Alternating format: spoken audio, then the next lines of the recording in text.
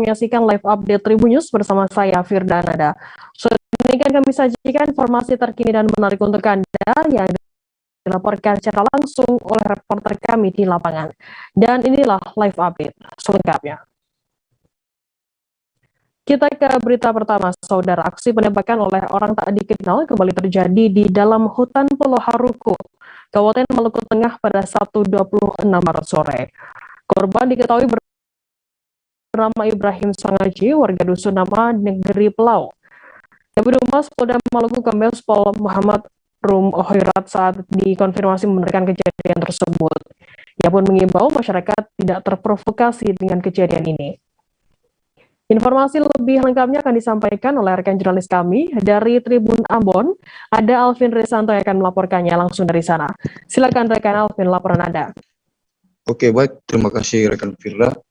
Jadi kronologis awal kejadian ini menurut pihak kepolisian bahwa kejadian ini bermula pada hari Sabtu sore sekitar pukul 17.00 di mana korban yang meninggal Ibrahim Sangaji beserta istrinya sedang mencari hewan peliharaannya sapi di hutan Pulau Ruku yang terlepas, dan saat melakukan pencarian hewan milik korban, disitulah terjadi penembakan di hutan Pulau Haruku, dan sempat menurut keterangan polisi sempat terjadi bunyi tembakan 2 kali, dan pada saat itu istrinya langsung kabur untuk meminta pertolongan kepada warga, dan karena sudah melihat suaminya tertembak. Untuk saat ini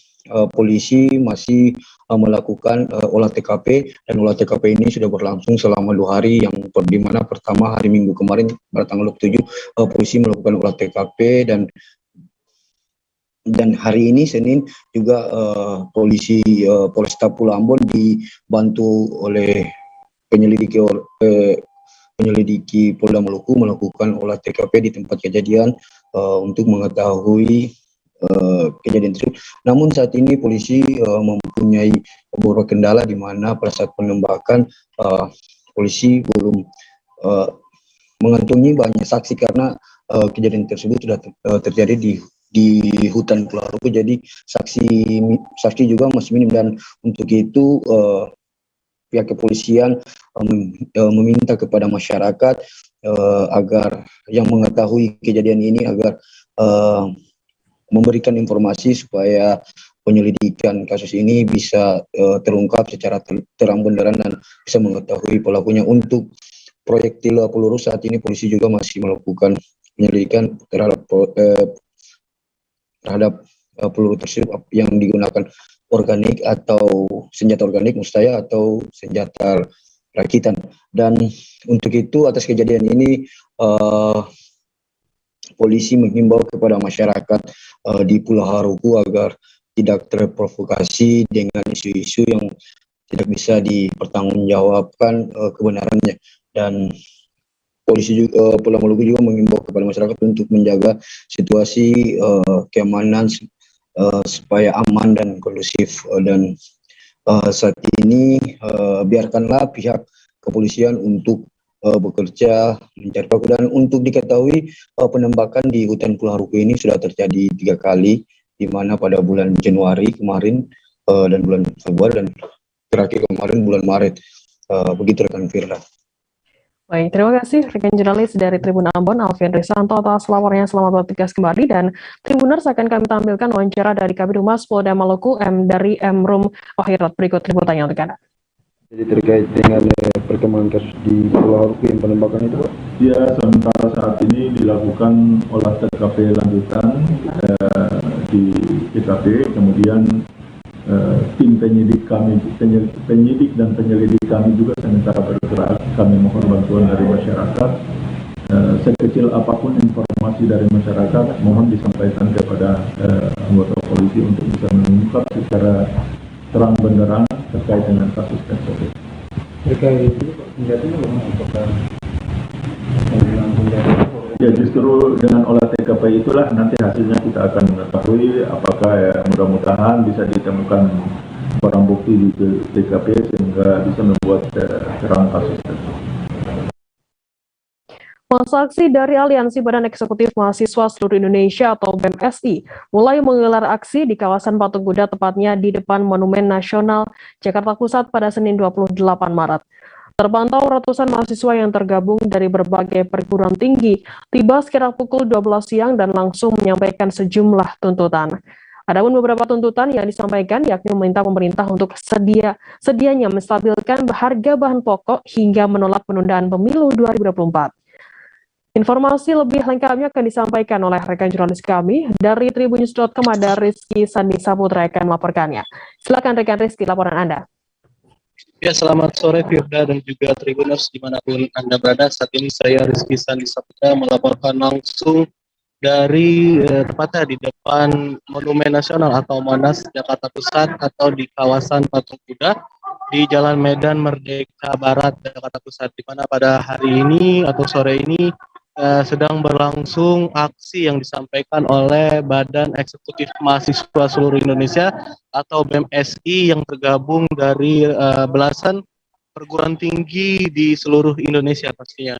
Di mana Firda dalam aksi ini mereka menuntut kepada pemerintah, khususnya kepada Presiden RI Joko Widodo untuk sedianya bisa menstabilkan harga barang pokok.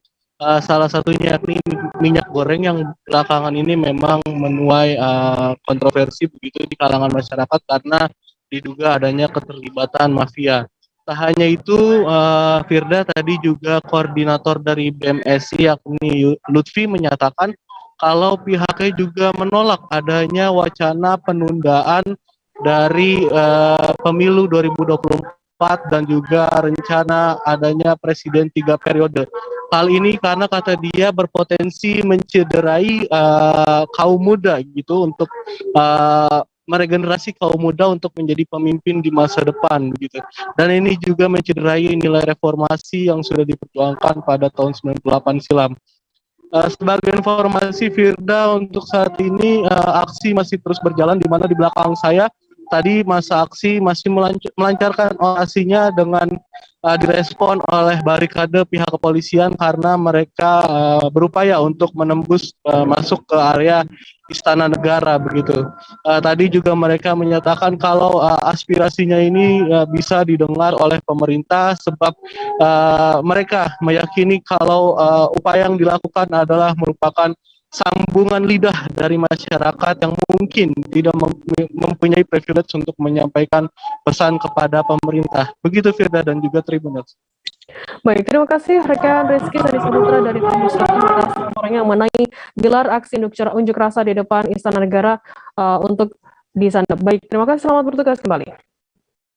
Kita beralih ke informasi selanjutnya, Saudara. Korban tenggelam di pemandian air terjun Bantimurung, Desa Bantimurung, Kecamatan Bone-Bone, Utara, Sulawesi Selatan, ditemukan meninggal dunia pada Minggu 27 Maret.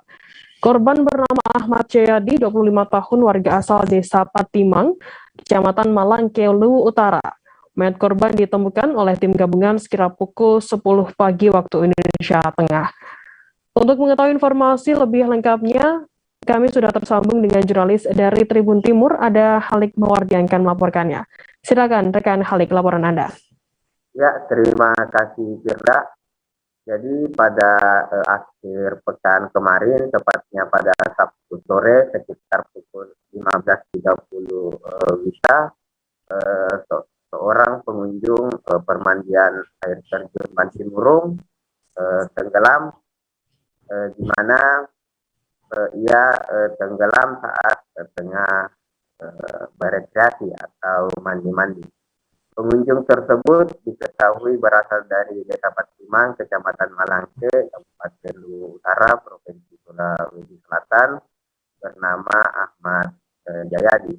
Selain itu, korban juga merupakan salah satu aparat desa yang berada di kantor Desa Malangke.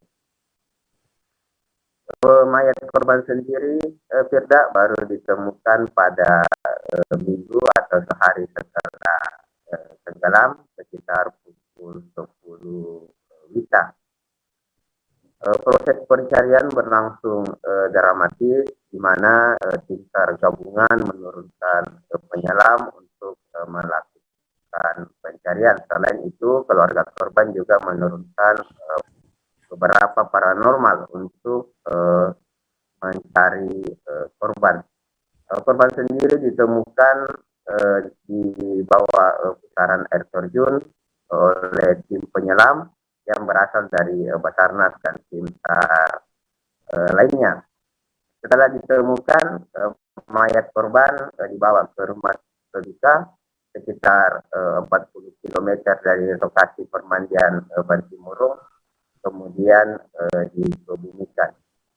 Kejadian korban tenggelam dan meninggal dunia di Bantimurung bukan kali pertama terjadi. Pada pertengahan tahun lalu juga permandian tersebut memakan korban. Warga setempat sendiri berharap pemerintah untuk sementara menutup permandian lantaran dianggap tidak seksi bagi para pengunjung. Hanya saja sampai saat ini belum ada keterangan dari pemerintah setempat apakah akan menutup permandian tersebut. Demikian, Firda.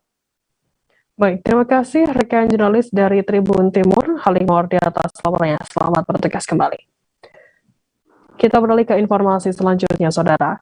Abizar 20 tahun nekat membakar rumahnya di Jalan Sawah Lio, Kelurahan Jembatan 5, Kecamatan Tambora, Jakarta Barat pada Minggu 27 Maret sore.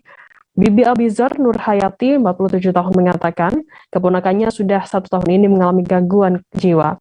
Dalam pernyataannya, ia tidak menceritakan penyebab keponakannya mengalami gangguan jiwa, namun menerangkan keponakannya pernah dirawat di rumah sakit jiwa.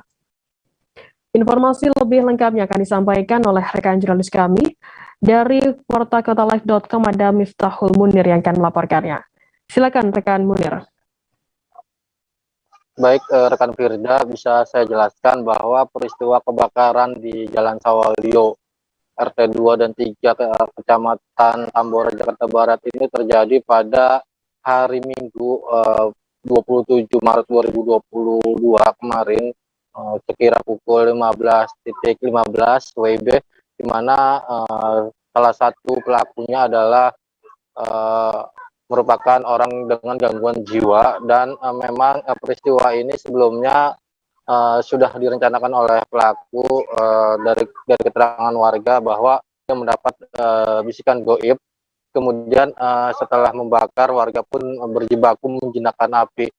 Namun sayangnya belasan rumah yang ada di sana terbakar karena bangunan rumahnya terbuat dari kayu dan juga asbes. Kemudian polisi juga tadi sudah melakukan olah tempat kejadian perkara, dan memang hasil ditemukan ada unsur kesengajaan membakar rumah di pemukiman padat penduduk. Dari keterangan kepolisian bahwa memang pelaku ini bernama Abrizal Akbar ini mengalami gangguan jiwa dan sempat kabur dari Rumah Sakit Jiwa Grogol, Jakarta Barat, di mana pada saat kabur itu pihak rumah sakit sendiri berencana akan menjemput pada kemarin sore sekira pukul 17.00 WIB. Namun 2 jam sebelum penjemputan oleh pihak rumah sakit, justru Abizar ini melakukan pembakaran ke rumahnya menggunakan bensin yang diambil dari sepeda motornya. Kemudian pihak kepolisian juga sudah melakukan tes urin, dan hasilnya memang Abizar ini negatif dari narkoba. Namun keterangan warga sekitar bahwa Abizar Akbar ini adalah kecanduan narkoba dan tidak bisa membeli barang haram tersebut, sehingga terjadilah stres dan mengakibatkan sering mengamuk, melakukan pemukulan kepada warga sekitar, dan salah satu korbannya adalah ketua RW tempat. Kemudian saat ini Abizar sudah dibawa ke rumah sakit jiwa untuk mendapatkan perawatan medis. Begitu rekan Firda. Baik, terima kasih rekan jurnalis dari wartakotalive.com, Miftahul Munir atas laporannya. Selamat bertugas kembali. Tribuners, akan kami tampilkan wawancara yang tadi sudah dihimpun oleh rekan jurnalis kami dari Bibi Abizar Nur Hayati, 47 tahun. Berikut liputannya untuk Anda. Oh, saya kalau dari awalnya saya nggak tahu. Saya ngeliatnya api udah ke atas, udah gede. Dari rumah siapa, Bu? Dari rumah saya. Dari rumah saya asalnya. Itu ya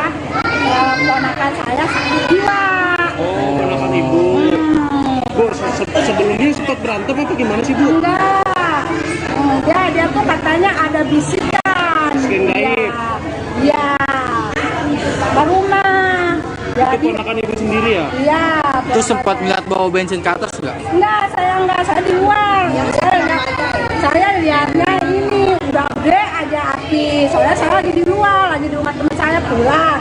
Itu pas lihat, ya Allah itu api udah gede, udah ngumpul gitu api. Saya tahunya itu doang. Saya mah awalnya yang bilang itu, tapi saya nggak tahu itu mah. Bu, ini ponakan ibu udah lama Bu sakitnya, Bu? Udah ada setahun kayaknya. Iya, dia cuma nggak kontrol. Oh, katanya memang pasien RSJ Bu ya? Iya, benar. Dia nggak kontrol 3 bulan, apa 4 bulan, sehat. Oh, dia nggak minum obat doang, dia angot gitu. Kamu begitu. Oh, berarti baru setahunan ini Bu ya? Terus sekarang ponakannya kemana, Bu? Di rumah sakit jiwa. Udah dari Tambora, Polsek Tambora. Dibawa ke rumah sakit jiwa, ke Bogor lagi dia sama polisinya. Berarti memang sempat pasien RSJ terus nggak kontrol ya Bu ya? Bu, saat kejadian yang melihat bawa bensin siapa Bu? Saya kurang tahu. Kurang tahu ya? Iya, saya kurang tahu. Berarti apinya berasal dari kamarnya si dia Bu? Dari kamar yang stres itu adik saya, ponakan saya itu. Namanya Abizar itu ya, Bu? Iya. Itu kalau boleh tahu sakitnya gara-gara apa sih, Bu? Saya juga kurang tahu.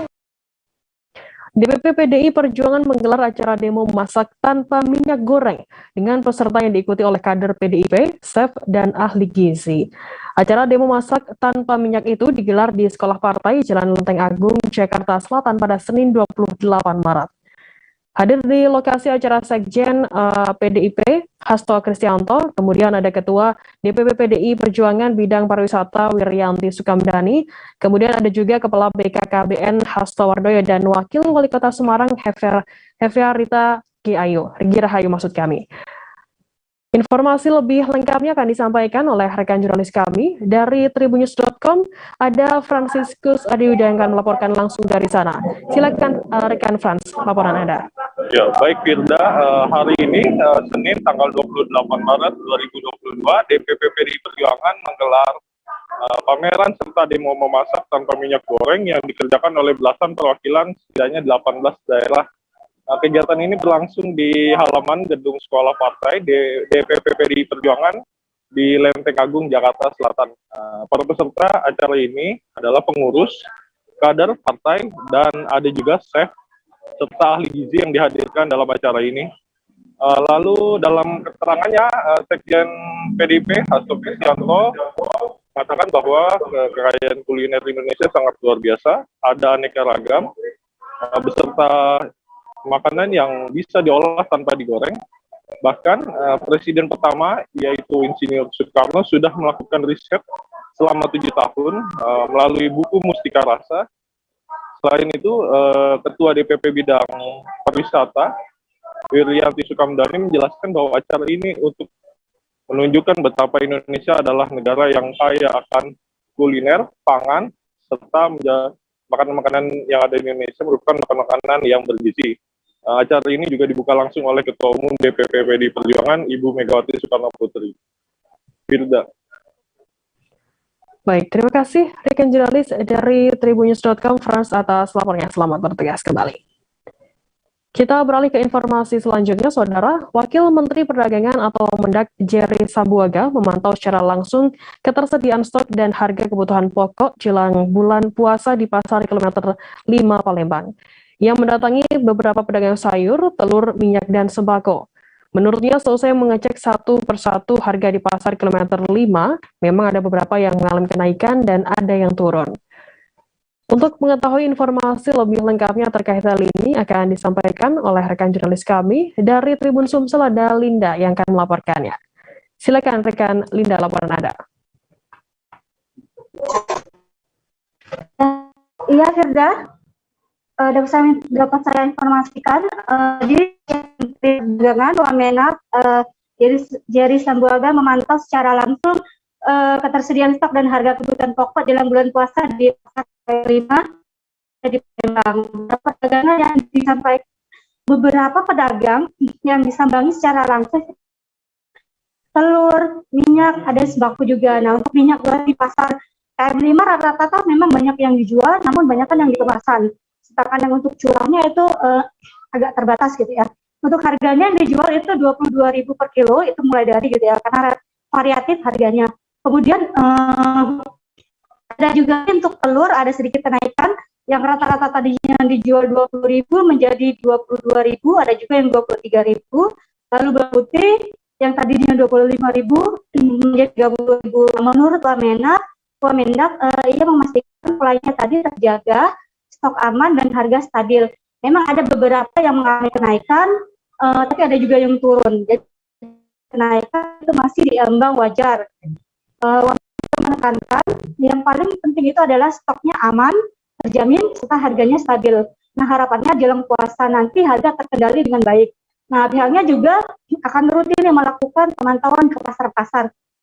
Dan Wamendak juga menyampaikan pesan nih, untuk pendistribusian itu tanggung jawab semua pihak, baik pusat maupun daerah. Begitu, Firda. Baik, terima kasih rekan jurnalis dari Tribun Sumsel Linda atas laporannya. Selamat bertugas kembali. Dan Tribuners, akan kami tampilkan wawancara yang tadi sudah dihimpun oleh rekan kami Linda dari Wakil Menteri Perdagangan Jerry Sambuaga. Berikut liputannya untuk Anda. Kami bersama dengan teman-teman dari Kadis Provinsi, Kadis Kota ya, dari Bulog dan teman-teman stakeholder melihat langsung, memantau langsung, datang ke pasar, mengecek satu persatu harga-harga barang-barang dan komoditas ya. Memang ada beberapa yang mengalami kenaikan, tapi saya sempat tanya tadi kepada para pedagang, ada yang sudah turun. Jadi naik turun, fluktuasi dalam mudah-mudahan insya Allah dalam wajar kisaran yang wajar, yang normal. Tapi ada juga tadi beberapa barang yang sudah turun jauh melebihi ekspektasi kita. Nah, dan yang paling penting yang ingin saya tekankan adalah stoknya ada. Paling penting. Stok ada, terjamin ya, mulai dari kebutuhan bahan pokok seperti minyak goreng ya, sampai ke tadi kita lihat juga seperti gula, lalu juga tadi ada cabai, ada bawang putih, bawang merah dan seterusnya. Dan itu insya Allah kita berharap mudah-mudahan pasokan aman, supaya aman, distribusi lancar, sehingga kita bisa sama-sama menikmati menyambut ya Ramadan dengan baik ya. Mungkin itu aja ya. Oke.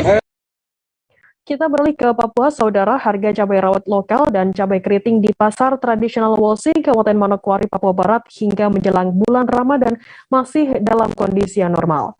Hal itu disampaikan oleh pedagang cabai di pasar Wosi Manokwari, Didi, 45 tahun. Untuk harga cabai rawit lokal masih di kisaran harga Rp40.000 hingga Rp50.000 per kilogramnya. Sementara untuk cabai keriting berada di kisaran harga Rp60.000 per kilo. Informasi lebih lengkapnya akan disampaikan oleh rekan jurnalis kami dari Tribun Papua Barat, ada Safwan Ashari Rarusun yang akan melaporkannya. Silakan rekan Safwan. Iya, Firda dan juga Tribuners dimanapun Anda berada, hari ini dapat saya kabarkan dari Kabupaten Manokwari bahwa terkait dengan harga cabai rawit dan juga cabai keriting di Kabupaten Manokwari menjelang bulan suci Ramadan 1443 Hijriah atau 2022 Masehi ini, hingga saat ini untuk kondisi harga cabai rawit lokal yang ada di Kabupaten Manokwari masih dalam posisi stabil, harganya masih normal dengan beberapa bulan sebelumnya, yakni masih berada di kisaran harga Rp40.000 hingga Rp50.000 per kilogram. Sementara untuk cabai rawit sendiri, berdasarkan keterangan yang kami peroleh dari para pedagang sendiri, mereka mengaku bahwa untuk harga cabai rawit, cabai keriting maksud saya, berada sampai saat ini berada di kisaran Rp60.000 per kilogram. Perlu saya sampaikan bahwa untuk sementara ini cabai rawit komoditinya masih didominasi oleh komoditi lokal, yakni dari Kabupaten Manokwari sendiri dan juga dari sejumlah petani yang ada di wilayah Tambrau, khususnya di distrik Kebar. Dapat saya sampaikan juga bahwa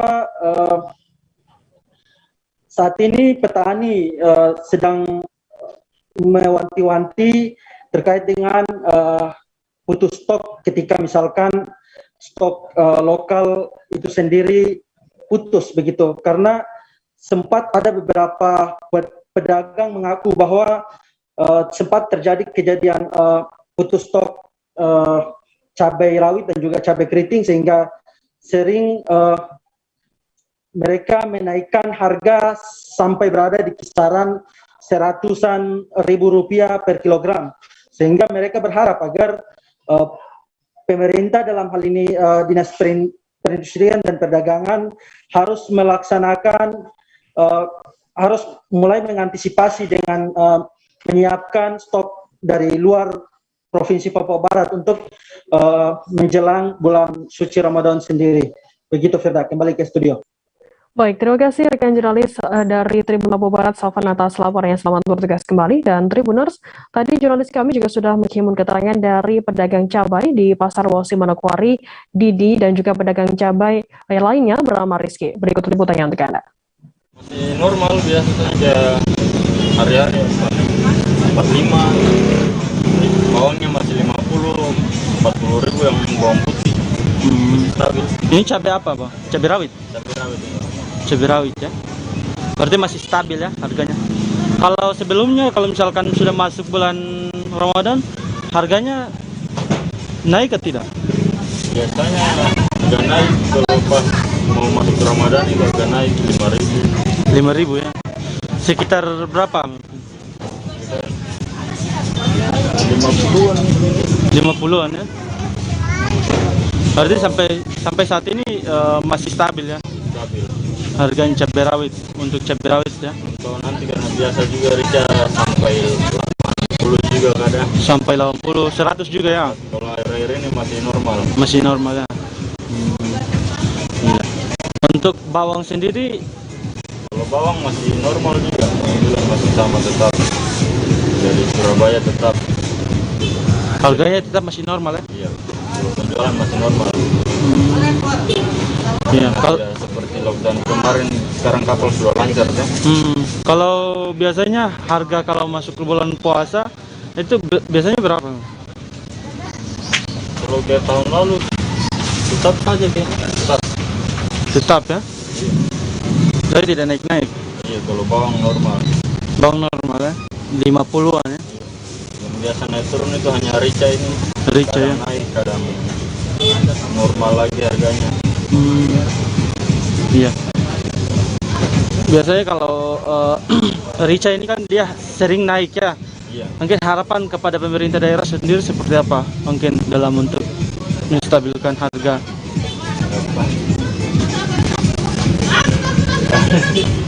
Tidak ada ya? Iya. Oke. Penjualan di 50.000. Gimana? Ada yang 45 juga. Barang dari lokal saja, dari Krapi sama dari Keba. Dari Keba. Iya. Kalau menjelang bulan puasa sendiri harganya masih stabil ataukah? Masih stabil. Sudah lama ini hitungannya. 50.000 per kilo ya? 50, 40 antara itu. Cabai rawit ya? Iya, cabai rawit. Cabai rawit ya? Kalau cabai keriting sendiri? Cabai keriting sampai di 80-an. 80-an ya? 80 sampai 80-an. Ya. Selain cabai rawit dan cabai keriting, ini kan ada beberapa komoditi juga, bawang putih dan juga bawang merah. Sampai saat ini bawang merah dan bawang putih Stabil Mas 80-an ribu ya? Per kilo? Iya, per kilo. Siap. Ini untuk mengantisipasi putus stok ataupun kekosongan di Musibah angin puting beliung terjadi di Desa Batu Rusa, Kecamatan Merawang, Kabupaten Bangka pada Sabtu 26 Maret. Akibatnya bagian atap rumah-rumah warga terlepas dan penerbangan ditiup angin puting beliung. Masyarakat yang terdampak musibah ini berada di 2 dusun dan 3 RT, yakni di Dusun Pasir dan Dusun Kalibening, termasuk atap kantor lama PLTD Batu Rusa, kemudian podium lapangan bola Batu Rusa dan sebuah SD. Informasi lebih lengkapnya akan disampaikan oleh rekan jurnalis kami dari Bangka Pos, ada Edwardi yang akan melaporkannya. Silakan rekan Edwardi.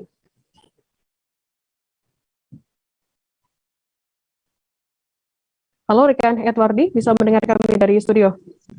Ya, terima kasih rekan Firda. Terima kasih, saya Duati, wartawan Bangka Pos. Ya, terima kasih. Ini saya Duati dari Bangka Pos melaporkan akibat musibah puting beliung sudah menyebabkan sekitar 100 rumah warga di desa Batu rusak, mengalami rusak di bagian atap truk. Itu sementara sudah ada bantuan dari pemerintah berupa atap plastik untuk mengatasi sementara rumah-rumah warga yang bocor ataupun yang atapnya rusak atau terbang di bawah angin beliung. Seperti yang dilakukan Pak Suroto, tapi ada juga warga yang berinisiatif sendiri untuk memperbaiki rumah mereka dengan menggunakan sisa-sisa masih bangunan ataupun atap yang masih tersisa yang tidak pecah. Seperti yang dilakukan oleh Pak Suroto, Pak Kampung Pasir, Desa Batu Rusak. Setelah musibah tersebut, beliau mulai membersihkan material atap yang dirusak oleh beliung. Menurut beliau, memang musibah angin puting terjadi. Sebelum terjadi itu ditandai dengan adanya bunyi petir 2 kali yang bunyinya cukup menggelegar, kemudian diikuti dengan hujan rintik, dan tiba-tiba muncul angin kencang atau angin puting beliung dari bawah atap, dari arah bawah menghantam atap garasi rumahnya. Demikian juga seperti yang tetangganya juga seperti yang Bapak Dede juga mengalami kerusakan yang sama di bagian atap di garasi rumahnya, dan Bapak Dede juga belum dapat bantuan, namun dia berusaha memperbaiki sendiri dengan sisa-sisa dari seng-seng yang masih bisa digunakan, juga memperbaiki antena TV-nya. Memang di depan rumah Pak Dede itu ada juga podium lapangan bola, tempat yang juga yang terbuat dari rangka baja ringan juga terbawa angin sehingga porak-poranda. Demikian juga sejumlah pagar dan juga atap bangunan di bekas PLTD pembangkit tenaga diesel milik PT Timah juga ambruk beberapa bagiannya terbawa musibah gitu. Memang dari pihak BPBD Bangka dan Pemdes setempat melakukan pendataan kepada warga-warga yang mengalami musibah tersebut, membuat data real berapa kerusakan yang terjadi, misalnya berapa jumlah asbes yang dibutuhkan ataupun bahan-bahan bangunan, material bangunan lainnya yang dibutuhkan oleh warga untuk kemudian dilaporkan kepada pemerintah daerah setempat. Demikian Mbak Firda. Baik, terima kasih rekan jurnalis dari Bangka Pos, Edward di atas laporannya. Selamat bertugas kembali. Tribuners, kita akan jeda sejenak, tetaplah di live update. Oke, apa kabar Bang Arif di sini untuk strateginya? Kalau saya sendiri di Jumit 37 ini yang semalam baru mulai, saya udah sebenarnya aku nggak ngerasain penangkapan atau penggerbegan atau apapun itu, karena gini loh, maksudnya kriteria. Jadi kita mengenal disebut dengan stroke yang tidak berdarah dengan stroke yang berdarah. Stroke yang tidak berdarah itu biasanya ditandai dengan adanya penyumbatan. Kalau itu penyumbatan di sini mungkin pikirnya tidak ke situ kali ya, tapi kalau di Korea atau di Kamboja itu ada beberapa paper yang saya itu mas ya dulunya tukang koran. Oh gitu ya, tukang koran ya, saya baca ya Pak. Kan pernah baca kan ya. Jadi kalau saya jadi tanggal itu udah bersyukur banget si anak ini dijadikan sebagai tersangka begitu ya. Kalau ini kita bicara yang di luar kasus Situbondo ya, dengan nama hujan shower, di mana terdapat batas jelas antara daerah hujan dan tidak hujan yang biasanya terjadi pada fase awal masuk stage atau tahap bahaya itu Kang. Jadi mulai artinya terjadinya perlembekan. Nah itu untuk penetrasi akan sulit begitu ya. Dok, saya ini menurut saya memang tidak mudah, bukan urusan tanah diambil. Kalau misalnya Amerika Serikat sekarang, Rasulullah mengatakan dalam sebuah hadis bahwa berpuasa di 6 hari Syawal itu. Oke, apa kabar Bang Arif di sini untuk strateginya? Kalau Saya sendiri di Jumit 37 ini yang semalam baru mulai. Saya udah Sebenarnya aku nggak ngerasain penangkapan atau penggerebekan atau apapun itu. Karena gini loh, posisinya aku kriteria. Jadi kita mengenal disebut dengan stroke yang tidak berdarah dengan stroke yang berdarah. Stroke yang tidak berdarah itu biasanya ditandai dengan adanya penyumbatan. Kalau itu terjadi di sini mungkin pikirnya tidak ke situ kali ya, tapi kalau di Korea atau di Kamboja itu ada beberapa paper yang saya itu mas ya dulunya tukang koran. Oh gitu ya, tukang koran ya, saya baca ya Pak. Tuh kan pernah baca kan ya. Jadi kalau saya jadi tanggal itu udah bersyukur banget si anak ini dijadikan sebagai tersangka begitu. Ya kalau ini kita bicara yang di luar kasus Situbondo ya, dengan hujan shower, di mana terdapat batas jelas antara daerah hujan dan tidak hujan yang biasanya terjadi pada fase awal mature stage atau tahap berbahaya itu Kang.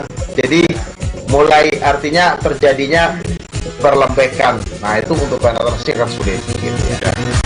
Dok, saya ini menurut saya memang tidak mudah, bukan urusan tanah diambil.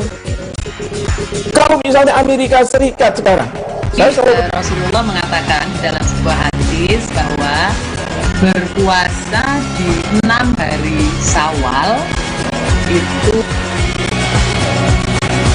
Oke, apa kabar Bang Arif di sini untuk strateginya?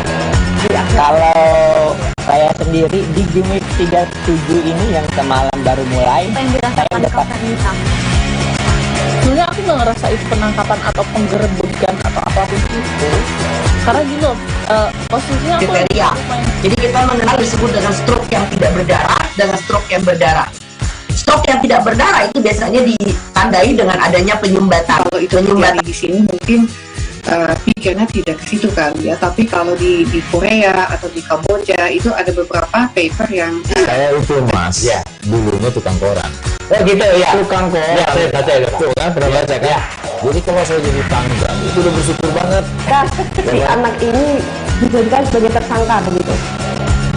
Ya kalau ini kita bicara yang di luar. Terima kasih Anda masih bersama kami di live update. Kita beralih ke informasi selanjutnya, Saudara. Pelaku perampokan pengemudi taksi online di Ciparai, Kabupaten Bandung hanya bisa tertunduk dengan tangan di borgol saat digiring di Mapolresta Bandung pada Senin 28 Maret. Kasus pencurian dengan kekerasan terhadap korbannya, pengemudi driver ojol ini, terjadi pada 25 Maret lalu, tepatnya pukul 2 dini hari. Korban mengalami luka lebam di pelipis sebelah kiri dan mengalami luka tusuk. Untuk mengetahui informasi lebih lengkapnya, kami sudah tersambung dengan jurnalis dari Tribun Jabar, ada Lutfi Ahmad Mauludi yang akan melaporkannya. Silakan rekan Lutfi, laporan Anda.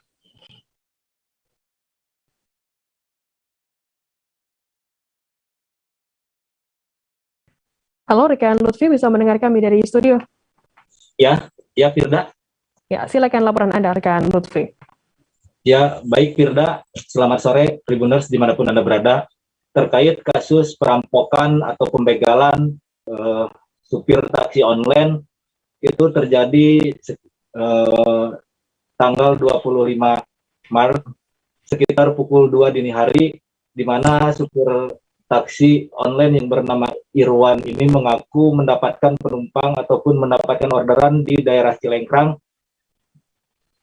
menuju ke Ciparai. Saat di lokasi titik pengantaran di daerah sepi berdekatan dengan sawah dan hanya 2 rumah, korban Irawan tiba-tiba dipukul oleh AH yang merupakan tersangka.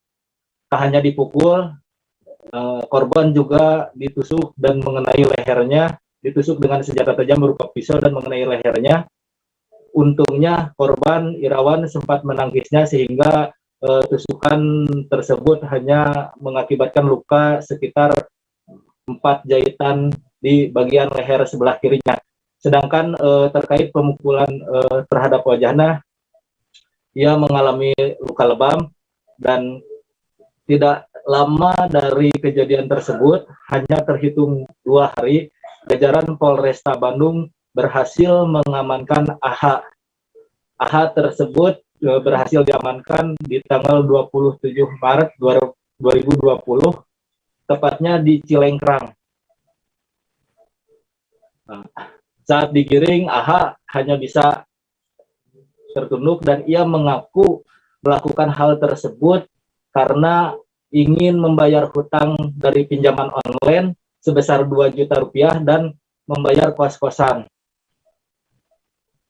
Dan untuk Irwan yang merupakan korban, ia hingga kini masih merasakan trauma karena tiba-tiba ia dihantam atau dipukul oleh pelaku, dan sampai saat tadi pagi pun ia masih teringat. Ia mengaku kejadian itu memang mengakibatkan trauma kepadanya, dan dia juga bersyukur bahwasanya pelaku dan mobil miliknya berhasil diamankan, dan tadi pun dia telah menerimanya langsung dari Kapolresta Bandung penyerahan barang bukti berupa mobil. Dia juga berterima kasih kepada Polresta Bandung yang telah bergerak cepat mengamankan pelaku perampokan di Ciparai tersebut. Ya, Firda. Baik, terima kasih rekan jurnalis dari Tribun Jabar Lutfi atas laporannya. Selamat bertugas kembali, dan akan kami tampilkan Tribuners wawancara yang tadi sudah diimpun oleh rekan jurnalis kami dari Kapolresta Bandung. Berikut liputannya untuk Anda. Laporan si pengemudi yang pada saat itu mendapatkan orderan untuk menjemput seseorang berinisial AH di daerah Cilengkrang.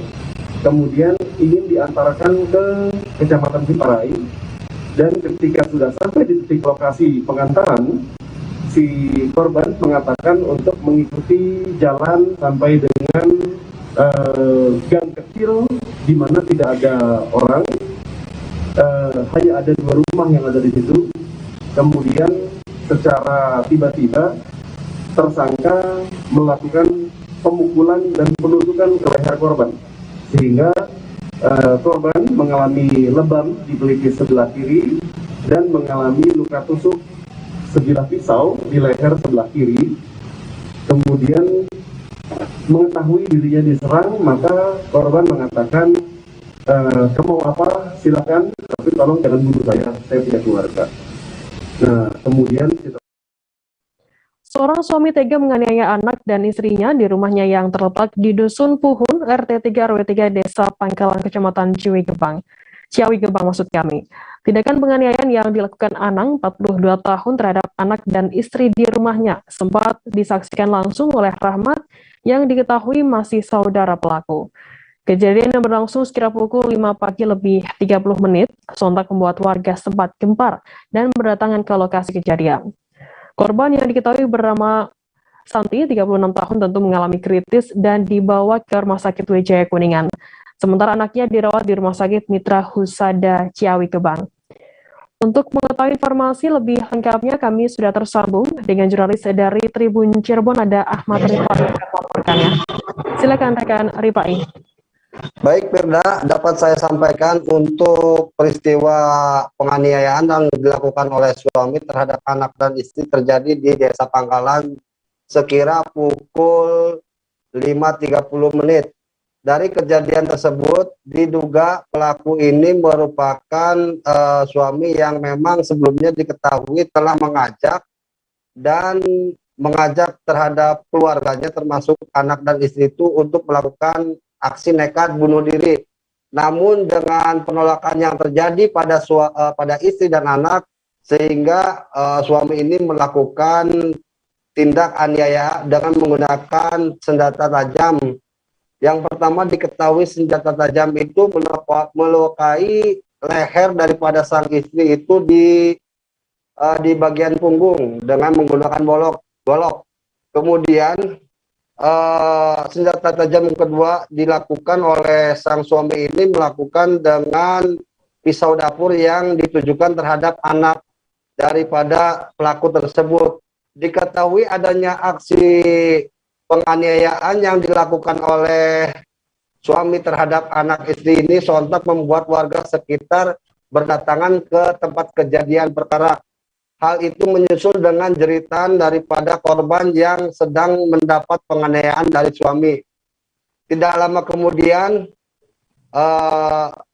saat kejadian berlangsung, saudara daripada pelaku ini, yaitu diketahui bernama Rahmat ini, menyaksikan namun tidak bisa menolong ataupun melerai daripada aksi penganiayaan yang dilakukan atas nama AN terhadap anak dan istrinya.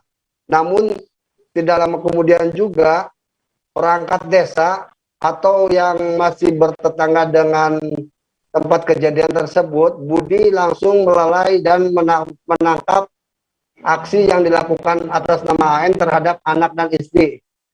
Dari tindakan tersebut, korban yang diketahui istri itu bernama inisial SS dan anaknya itu berinisial Y, itu berhasil dilarikan ke rumah sakit karena diketahui mendapat luka bacokan atau luka sodetan daripada senjata tajam yang digunakan oleh pelaku tersebut. Sehingga dari kejadian berlangsung pagi tadi, pelaku sudah diamankan dan dibawa ke Mapolres Kuningan. Demikian Firda yang dapat saya laporkan. Baik, terima kasih rekan jurnalis dari Tribun Cirebon, Ahmad Rifai, atas laporan Anda. Selamat bertugas kembali. Kita beralih ke informasi selanjutnya, Saudara. Warga Kecamatan Pringsewu, Kabupaten Pringsewu diresahkan dengan berkeliarannya orang dengan gangguan jiwa atau ODGJ berjenis kelamin perempuan. ODGJ tersebut kerap tidur di teras-teras rumah warga, bahkan masuk ke dalam rumah. Warga yang resah sekaligus kasihan terhadap ODGJ tersebut berharap Pemkab Pringsewu melalui instansi terkait melakukan upaya untuk evakuasi.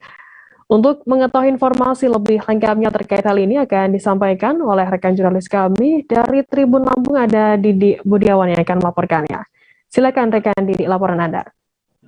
Oke, selamat sore Firda, selamat sore Tribuners.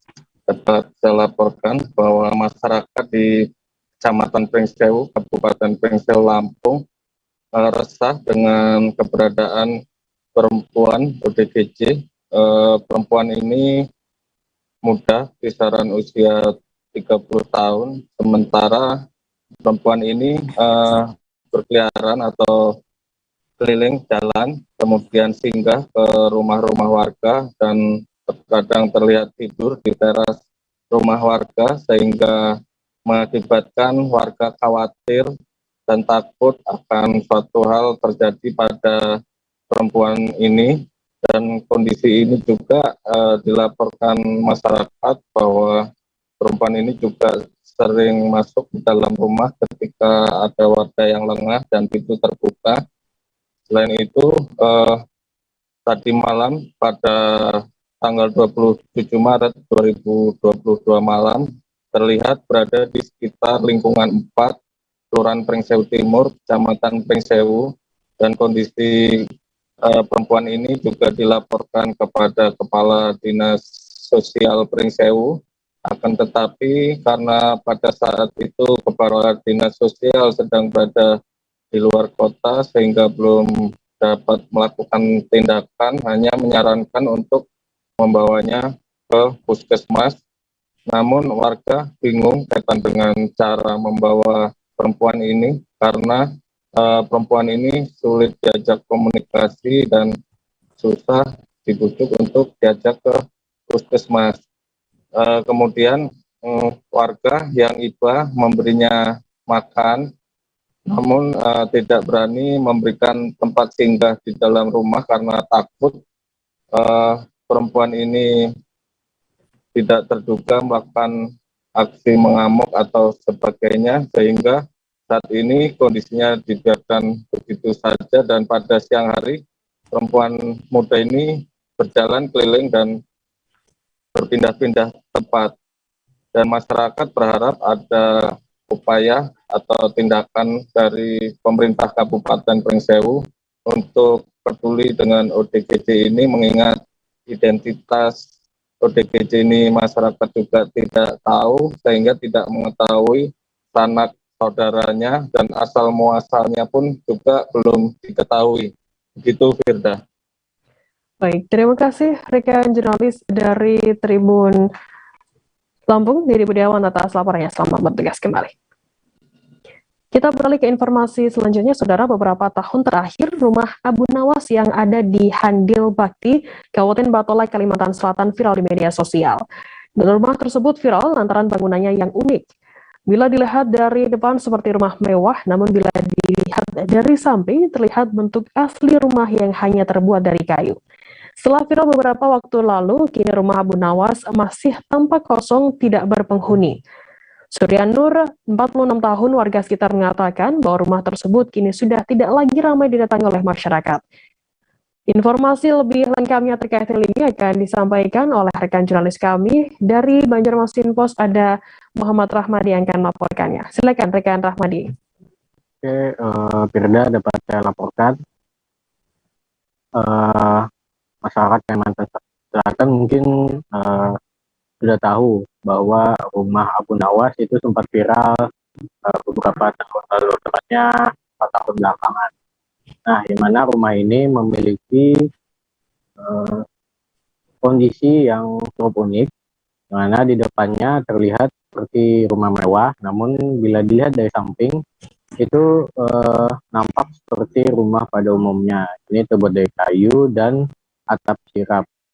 Nah, setelah 4 tahun berlalu, ternyata rumah yang dijuluki Abu Nawas ini masih kosong. Terlihat dari luar maupun dari dalam itu tidak ada penghuninya. Nah, karena kosong, rumah ini seakan tidak terawat, karena bisa dilihat sendiri cat pada bangunan depan terlihat kusam dan sekitar rumah juga dipenuhi oleh tumbuhan liar. Nah, sementara di bagian sisi belakang itu dinding rumah sendiri terlihat sudah rapuh. Nah, saya sempat mewawancari juga warga sekitar. Menurut warga itu rumah Abu Nawas ini merupakan milik seorang dokter yang ada di Banjarmasin, mana rumah ini rencananya akan dijadikan rumah makan yang bernama Rumah Makan Abu Nawas. Namun sampai saat ini rencana itu belum juga terrealisasi. Warga sekitar pun mengaku biasanya selang beberapa bulan begitu ada utusan dari pemilik rumah itu yang meminta agar warga sekitar membersihkan lingkungan sekitar rumah dari rumput-rumput liar. Nah, warga sekitar apabila membersihkan itu biasanya diberi uang lelah dari pemilik rumah sendiri. Begitu, Firda. Baik, terima kasih rekan jurnalis dari Banjarmasin Post, Muhammad Rahmadi, atas laporannya. Selamat bertugas kembali. Tribuners, selesai jeda kami akan kembali dengan informasi menarik lainnya. Tetaplah di Live Update.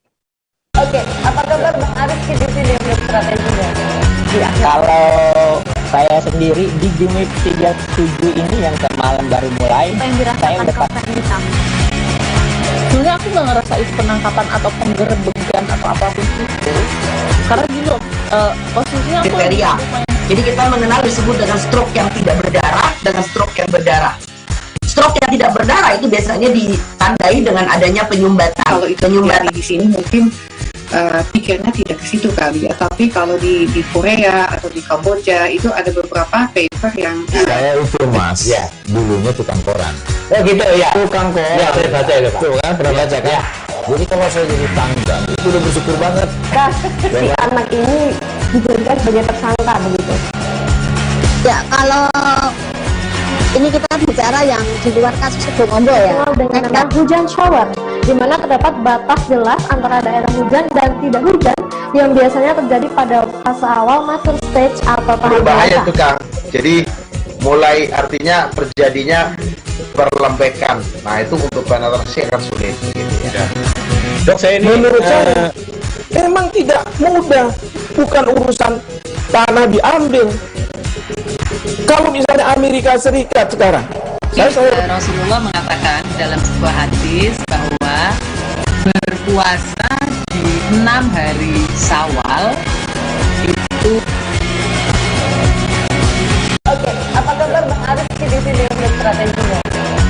Kalau saya sendiri di Gimik 37 ini yang semalam baru mulai, saya udah Sebenarnya aku nggak ngerasain penangkapan atau penggerebegan atau apapun itu. Karena gini loh, posisinya aku kriteria. Jadi kita mengenal disebut dengan stroke yang tidak berdarah dengan stroke yang berdarah. Stroke yang tidak berdarah itu biasanya ditandai dengan adanya penyumbatan. Kalau itu penyumbatan di sini mungkin pikirnya tidak ke situ kali ya, tapi kalau Terima kasih Anda masih bersama kami di live update. Kita beralih ke informasi selanjutnya, Saudara. 2 orang warga Sulawesi Selatan ditangkap kepolisian Resort Nagekeo, Nusa Tenggara Timur dalam kasus kepemilikan narkoba. Keduanya ditangkap di 2 wilayah yang berbeda di daerah Kota Mbai, Ibu Kota Kabupaten Nagekeo, Provinsi Nusa Tenggara Timur. Penangkapan pertama dilakukan terhadap A, 46 tahun, warga Jeneponto yang berprofesi sebagai sopir kendaraan. Tersangka A merupakan seorang pria dengan perannya sebagai kurir. A ditangkap di ruas Jalan Trans Dangamara Pokot, Kolikapa, Kelurahan Bai 1, Kecamatan Aisasa, Kabupaten Nagekeo. Berdasarkan hasil pengembangan pemeriksaan terhadap A, polisi kemudian bergerak menangkap NP, 52 tahun, seorang pria di tempat usaha penjualan buah Kompleks Pasar Danga. Informasi lebih lengkapnya akan disampaikan oleh rekan jurnalis kami. Dari Tribun Flores ada Patrianus Meo Jawa yang akan melaporkannya. Silakan rekan Patrianus. Terima kasih Firda dan Tribuner semua. Dapat saya laporkan dari Kabupaten Nagekeo bahwa benar Satuan Kepolisian Resort Nagekeo berhasil menangkap 2 orang tersangka dalam kasus kepemilikan narkoba jenis sabu pada hari Sabtu tanggal 26 Maret tahun 2022. Nah, Firda, ini adalah penangkapan pertama di Kabupaten Nagekeo, di mana polisi mula-mula menangkap tersangka A yang berprofesi sebagai sopir truk. A sendiri berperan sebagai kurir yang membawa narkoba dari Jeneponto, Provinsi Sulawesi Selatan ke Kabupaten Nagekeo melalui jalur laut dengan menumpang kapal motor penyeberangan KMP Sangke Palangga. Atas keterangan dari A, polisi kemudian bergerak menangkap NP usia 52 tahun, seorang wirausaha yang memiliki tempat jualan buah-buahan dan sembako di Kompleks Pasar Danga di hari yang sama, Firda. Dari 2 pengembangan itu, polisi kemudian menahan keduanya bersama 2 orang lagi, Firda. Yang 2 orang yang ikut ditahan ini yaitu penumpang yang turut menumpang truk yang dikemudikan oleh tersangka A. Nah, dari hasil pengembangan polisi selain menahan 2 tersangka ini, polisi juga mengamankan barang bukti lain seperti 5 unit telepon genggam dan uang sebesar Rp425.000.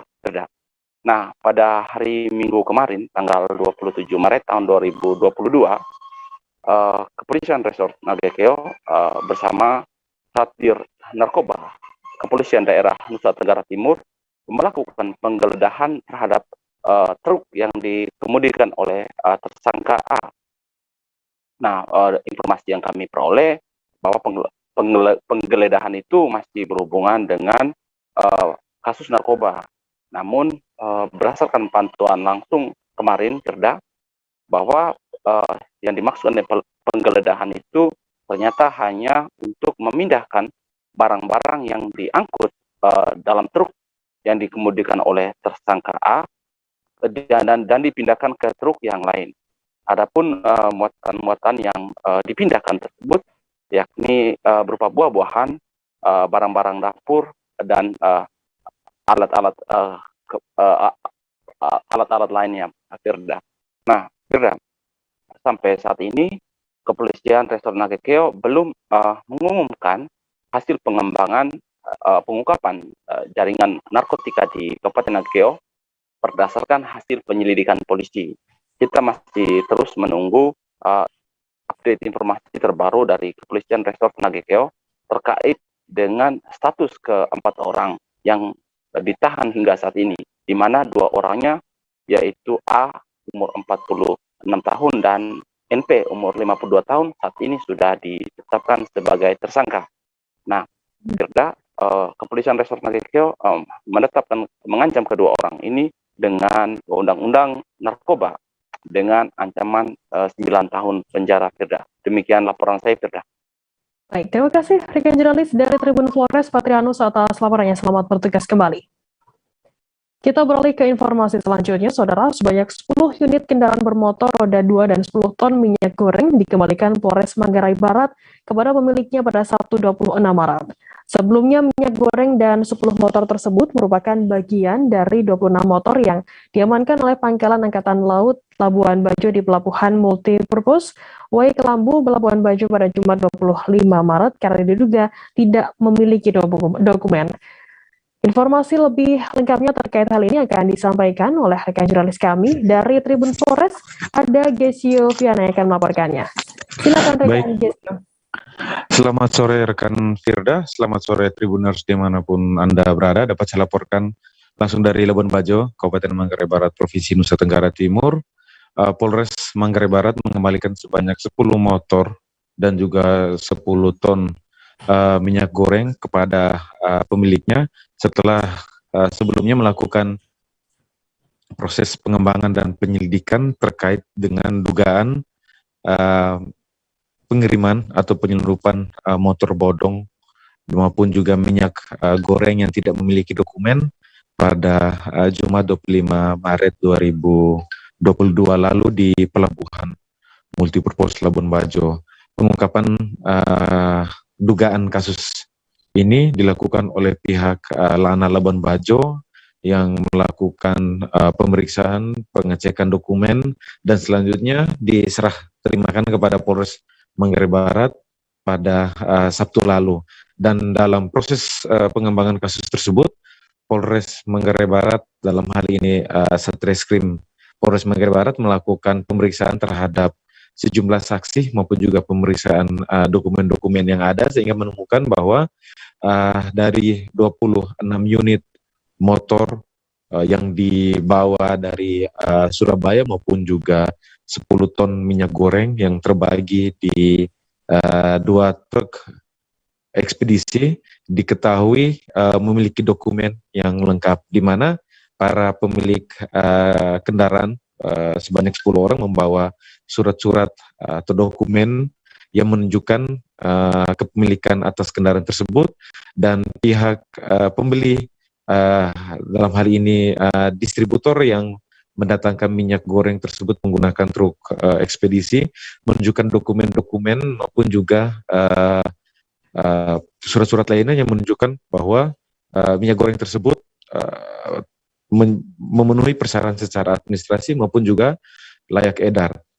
Selanjutnya dapat saya sampaikan rekan Firda, masih terdapat sebanyak 16 unit kendaraan bermotor yang berada di Mapolres Manggarai Barat, dan pihak kepolisian mengimbau kepada para pemiliknya untuk membawa bukti dalam hal ini dokumen kepemilikan untuk ditunjukkan agar dapat melakukan pengambilan terhadap motor tersebut.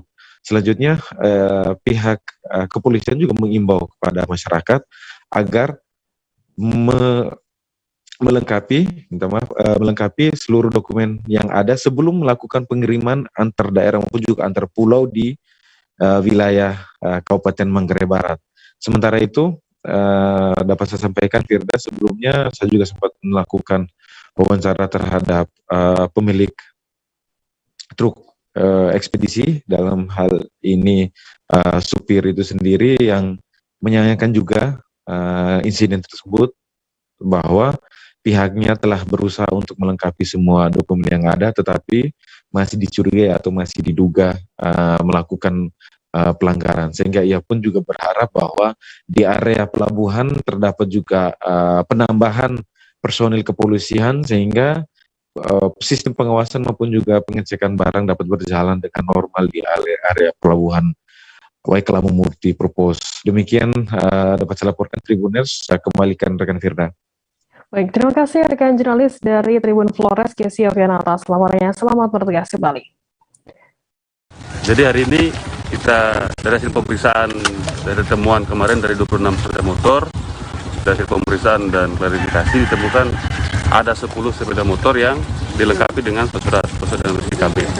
Jadi hari ini yang kendaraan yang dilengkapi dengan surat-surat lengkap kami serahkan kembali kepada pemilik atau yang menguasai barangnya. Terkait minyak goreng juga atau yang diserahkan ada 10 unit sepeda motor kepada yang sudah lengkap dengan BPKB. Terkait dengan minyak goreng sudah hasil klarifikasi dengan koordinasi dengan pihak Rindakop bahwa minyak itu tidak ada masalah, jadi sudah layak edar di seluruh Indonesia. Demikian. Kalau untuk pengiriman antar pulau itu apa harus dilengkapi sih sebenarnya sehingga bisa tidak terjadi persoalan seperti ini lagi kendaraan untuk kendaraan maupun juga. Jadi himbauan kami kepada rekan-rekan mungkin teman-teman yang mau pengiriman barang supaya dalam pengiriman kendaraan bisa dilengkapi dengan kelengkapan semua kendaraan baik STNK, BPKB, kalaupun surat lain yang perlu dipenuhi dilengkapi semua supaya tidak jadi kendala dalam pengiriman dan merugikan pemilik kendaraan itu. Untuk sisa yang lainnya bagaimana? Untuk sisa yang kendaraan yang lain 16 yang lain tentunya kami akan tetap dalami dari pemilikannya. Kalaupun ada masyarakat yang memiliki bukti pemilikan yang sah silakan datang. Kami akan lakukan pengecekan, kalaupun sesuai kami akan serahkan kepada pemiliknya yang sah. Bagi saya untuk perusahaan saya, khususnya minyak goreng yang disebarkan dengan kata-kata penyeludupan itu yang menjadi penyesalan bagi perusahaan saya. Jadi tolong Pak wartawan mereka untuk bisa merevisi kembali kata-kata itu dengan kehadiran minyak goreng di tengah kelangkaan ini. Kira-kira itu saja. Sebenarnya minyak goreng itu seperti apa menurut itu? Ya kalau menurut kami bahwa minyak goreng itu layak dikonsumsi oleh semua orang ya, dan tidak ada kendala mestinya. Terus ada penahanan dan diberitakan bahwa minyak goreng itu ada penyelundupan. Itu yang jadi penyesalan bagi perusahaan saya atau saya sendiri yang sempat kecewa. Kecewa sekali. Sedangkan semua dokumen telah dilengkapi semua baru datang ke sini kan? Dokumen semua lengkap. Fakta pembelian dari pabrik juga lengkap. Harapannya ke depan seperti apa? Kayak ini kan terus akan melakukan pekerjaan mengantarkan barang ini. Harapan ke depan ya saya juga lebih setuju ke kinerja polisi untuk terus melakukan yang seperti ini, yang dalam tujuan baik ya saya lebih setuju. Itu saja. Dalam hal pengawasan. Ya, polisi mesti selalu ada di sana biar lebih jelas untuk menanya hal-hal yang selanjutnya. Jangan sampai akan terjadi yang seperti kemarin. Kami digeret ke sana, ke sini, hasil akhirnya kami tetap di kepolisian. Jadi kami minta di setiap laporan itu mesti polisi itu pasti ada, harus ada. Ratusan warga Pekanbaru yang mengatasnamakan Aliansi Nasional Indonesia Sejahtera atau ANIS mendeklarasikan diri mendukung Anies Baswedan sebagai calon presiden 2024 mendatang. Acara deklarasi ini sekaligus pelantikan pengurus relawan Anies dan emak-emak Anies pada Minggu 27 Maret. Ada 3 pengurus yang dilantik yakni Anies Riau, Pekanbaru, dan serta emak-emak Anies atau disingkat Manis. Informasi lebih lengkapnya akan disampaikan oleh rekan jurnalis kami dari Tribun Pekanbaru, ada Alexander Kintonanma di sana. Silakan rekan Alexander. Baik, terima kasih rekan Firda. Selamat sore rekan Tribunar semua.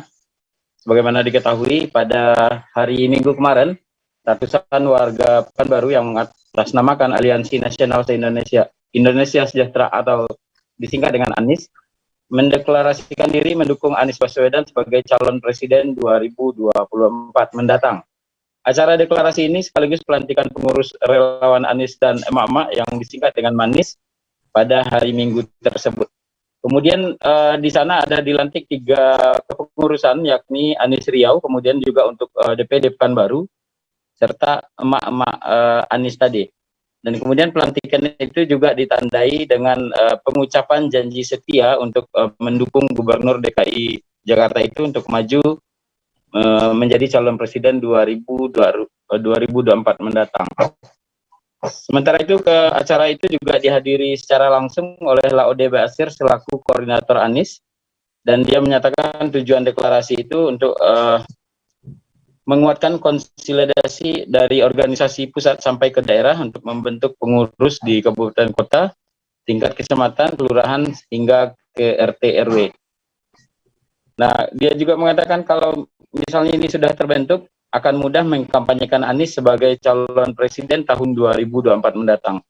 Dengan cara sosialisasi, kemudian hasil program kerja yang telah dilakukan Anies kepada masyarakat luas. Nah, sebelum dilakukan deklarasi tersebut, rekan Firda juga dilakukan terlebih dahulu peresmian rumah Anies yang berada di Jalan Abdul Muiz, Pekanbaru, yang diketuai oleh Iskandar. Kegiatan ini juga dihadiri para relawan dan juga para simpatisan di sana. Demikian rekan Firda.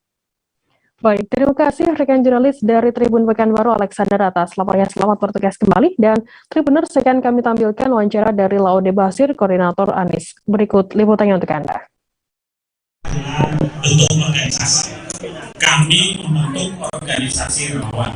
Jadi yang utama dilakukan itu adalah pertama menguatkan organisasi, konsolidasi organisasi dari pusat sampai ke daerah.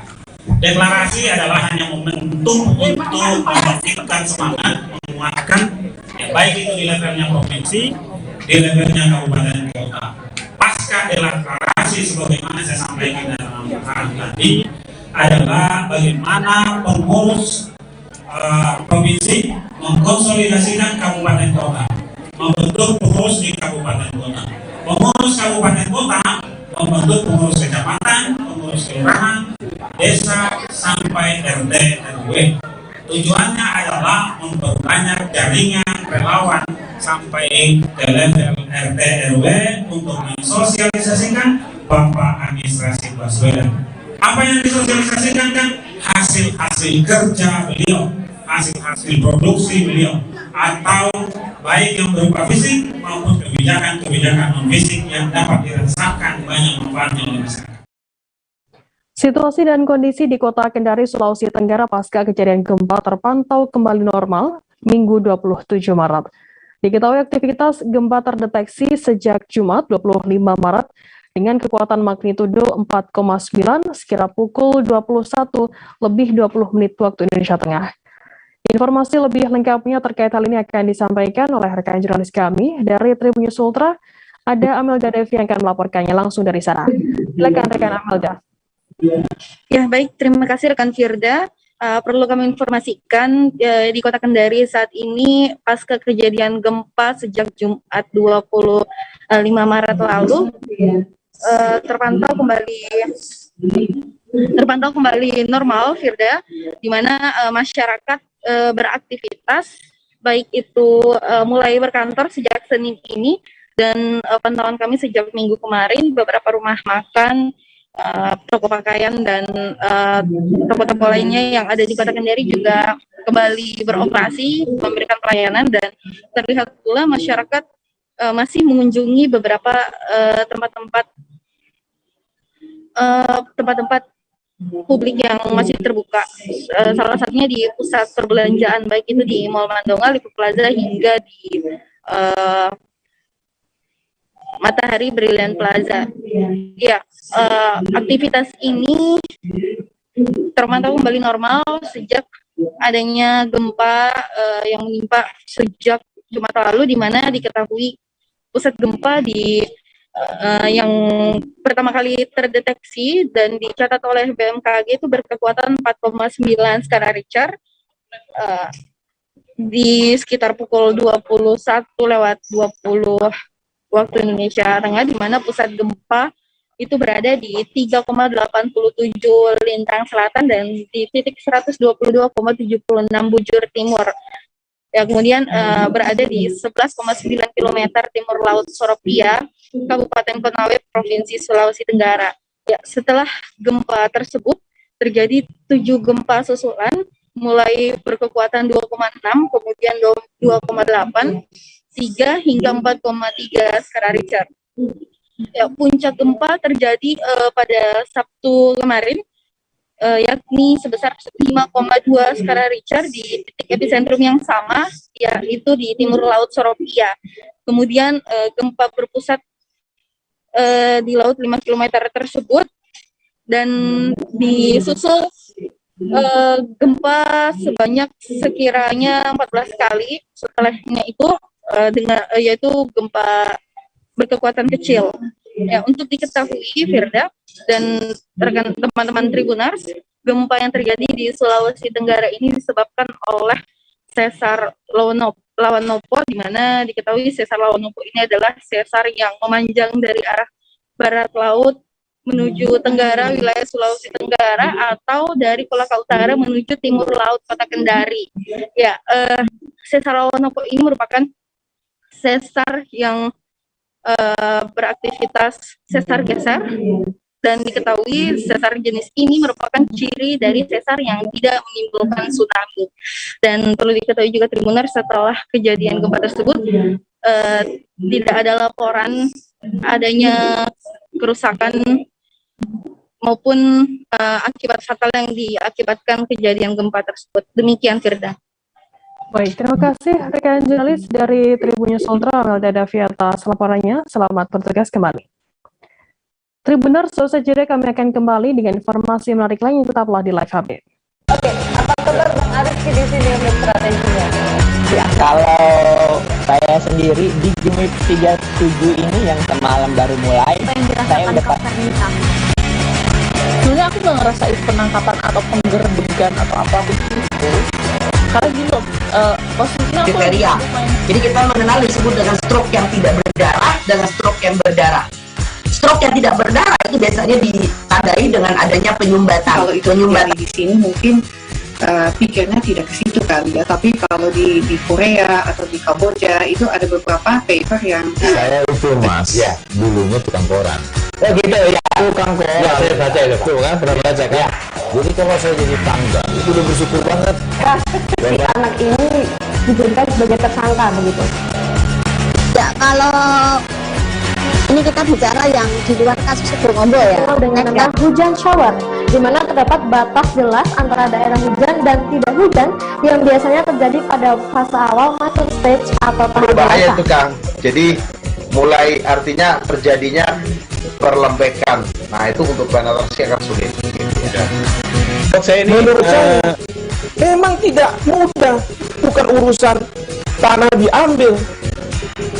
Kalau misalnya Amerika Serikat sekarang, Rasulullah mengatakan dalam sebuah hadis bahwa berpuasa di 6 hari Syawal itu.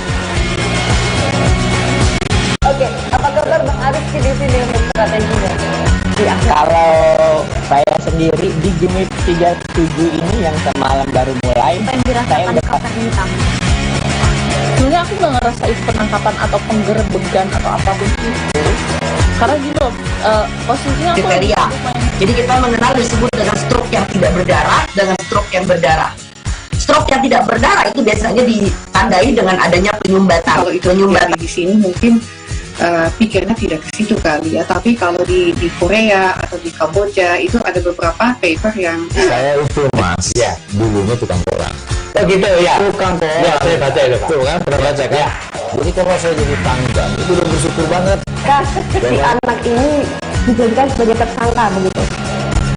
Ya, kalau ini kita bicara yang di luar kasus Sebongombo ya, dengan hujan shower, di mana terdapat batas jelas antara daerah hujan dan tidak hujan yang biasanya terjadi pada fase awal masuk stage atau tahap berbahaya dewasa. itu Kang. Jadi mulai artinya terjadinya perlembekan. Nah itu untuk penetrasi akan sulit. menurut saya memang tidak mudah, bukan urusan tanah diambil. Kalau misalnya Amerika Serikat sekarang, Rasulullah mengatakan dalam sebuah hadis bahwa berpuasa di 6 hari Syawal itu. Oke, apa kabar Bang Ariski di sini untuk strateginya? Ya, kalau saya sendiri di Gemip 37 ini yang semalam baru mulai, saya udah sebenarnya aku nggak ngerasain penangkapan atau penggerbegan atau apapun itu, Karena gitu, posisinya aku kriteria. Jadi kita mengenal disebut dengan stroke yang tidak berdarah dengan stroke yang berdarah. Stroke yang tidak berdarah itu biasanya ditandai dengan adanya penyumbatan. Kalau itu terjadi di sini mungkin pikirnya tidak ke situ kali ya, tapi kalau di Korea atau di Kamboja itu ada beberapa paper yang saya itu mas ya dulunya tukang koran. Oh gitu ya, tukang koran. Ya, saya baca itu pak. Tuh kan, pernah baca kan? Ya. Jadi kalau saya jadi tanggang itu udah bersyukur banget. Si anak ini dijadikan sebagai tersangka begitu. Ya kalau ini kita bicara yang di luar kasus Sidoarjo ya, dengan hujan shower, di mana terdapat batas jelas antara daerah hujan dan tidak hujan yang biasanya terjadi pada fase awal mature stage atau tahap berbahaya dewasa. tuh Kang. Jadi mulai artinya terjadinya perlembekan. Nah itu untuk penetrasi akan sulit. Gitu ya. Dok, saya ini menurut saya memang tidak mudah, bukan urusan tanah diambil. Kalau misalnya Amerika Serikat sekarang, Rasulullah mengatakan dalam sebuah hadis bahwa berpuasa di 6 hari Syawal itu. Oke, apa kabar Bang Adit di sini untuk strateginya? Ya, kalau saya sendiri di Jumit 37 ini yang semalam baru mulai, saya udah sebenarnya aku nggak ngerasain penangkapan atau penggerbegan atau apapun itu. Karena gitu, posisinya aku kriteria. Jadi kita mengenal disebut dengan stroke yang Terima kasih Anda masih bersama kami di live update. Kita beralih ke informasi selanjutnya, Saudara. Ruang rapat Dinas Tenaga Kerja Jember ambruk pada Minggu 27 Maret malam. Bangunan berukuran 15 x 7 meter tersebut yang ambruk pada bagian atap dan tembok sisi timur ruang rapat. Beberapa barang yang rusak seperti pendingin ruangan, podium, kursi, dan juga alat roasting kopi selain tembok dan juga atap yang roboh. Beruntungnya tidak ada korban jiwa dalam peristiwa tersebut.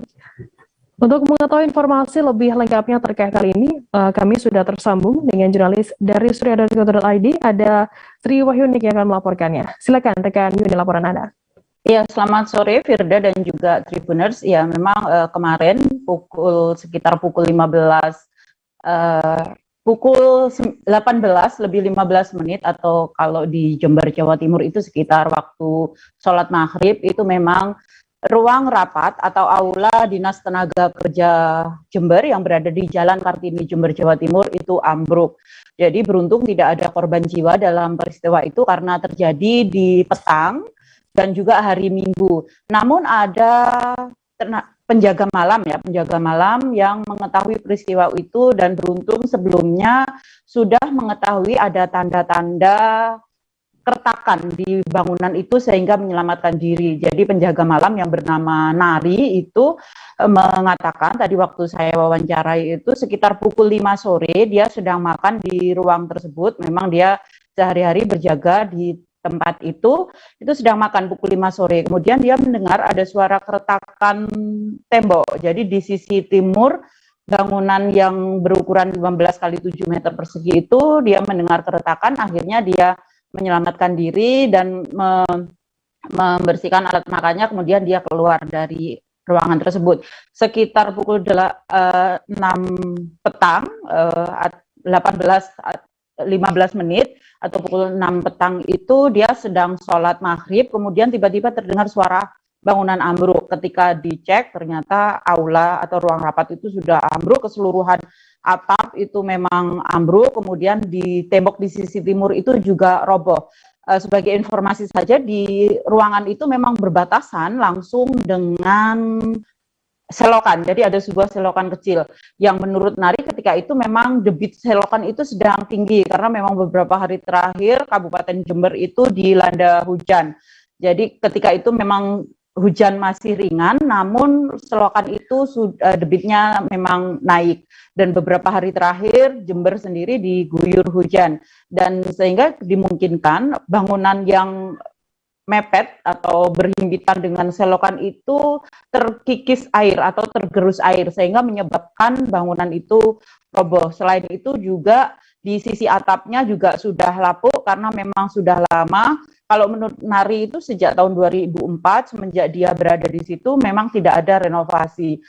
Hanya ada renovasi kecil seperti plafon dan juga pengecatan, sehingga tidak aneh bangunan itu lapuk dan ketika diguyur hujan beberapa waktu terakhir ini akhirnya menjadi ambruk. Selain juga di fondasinya itu tergerus air dari selokan. Dan Firda dan juga Tribuners, beberapa barang yang rusak memang tidak ada korban jiwa tapi ada kerugian material. Kalau Kepala Dinas Tenaga Kerja Jember tadi, Bambang Rudianto, mengatakan belum mengetahui berapa nilai kerugian dari ambruknya ruang rapat tersebut, tapi beberapa barang yang rusak itu ada 3 unit pendingin ruangan atau AC, kemudian juga ada 2 alat roasting kopi yang itu buatan teman-teman difabel yang ada di Kabupaten Jember.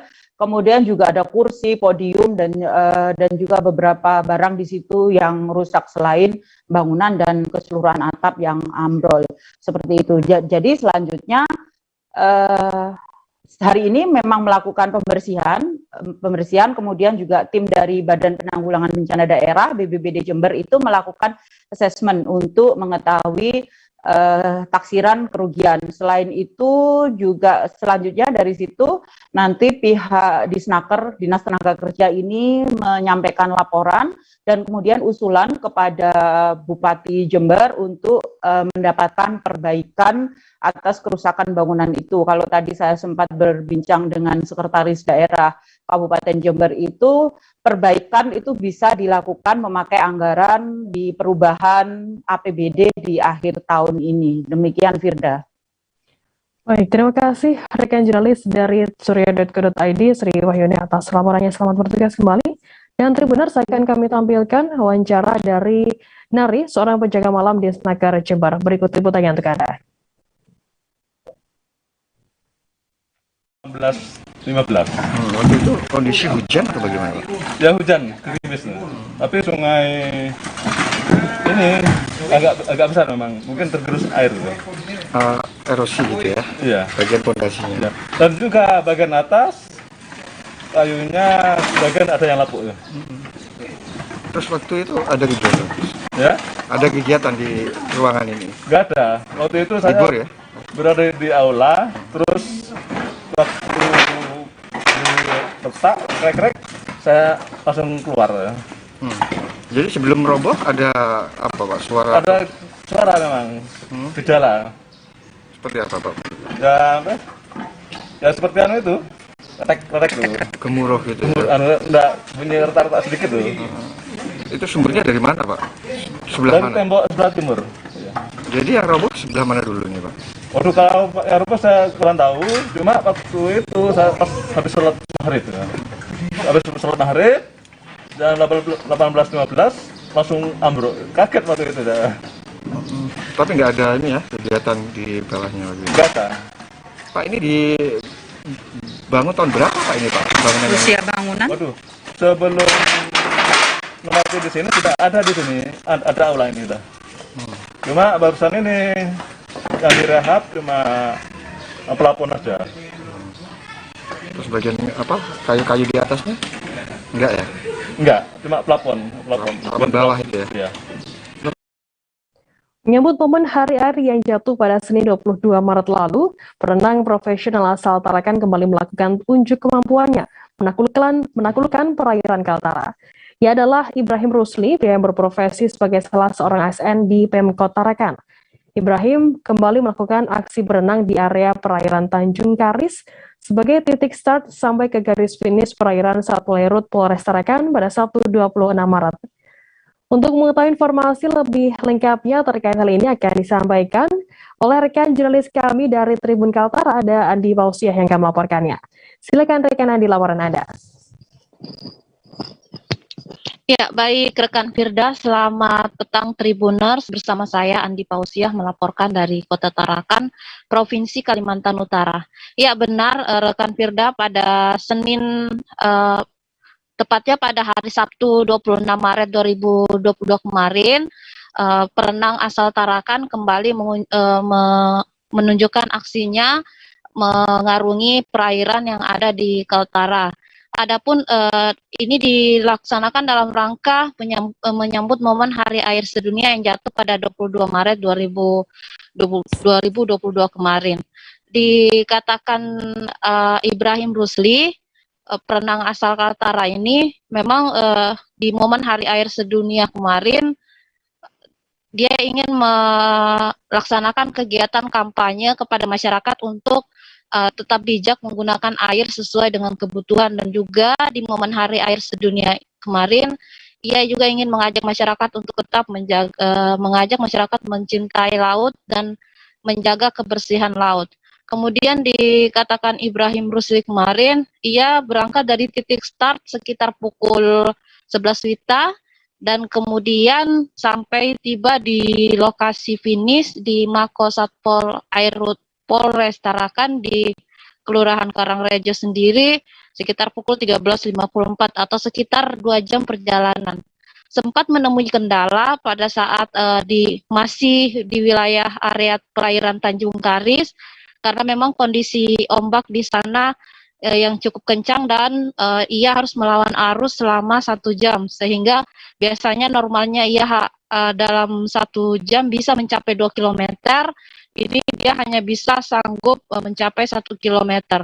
Adapun panjang lintasan yang dilaluinya dari perairan Tanjung Karis menuju ke perairan di Kota Tarakan sendiri sepanjang 6 km.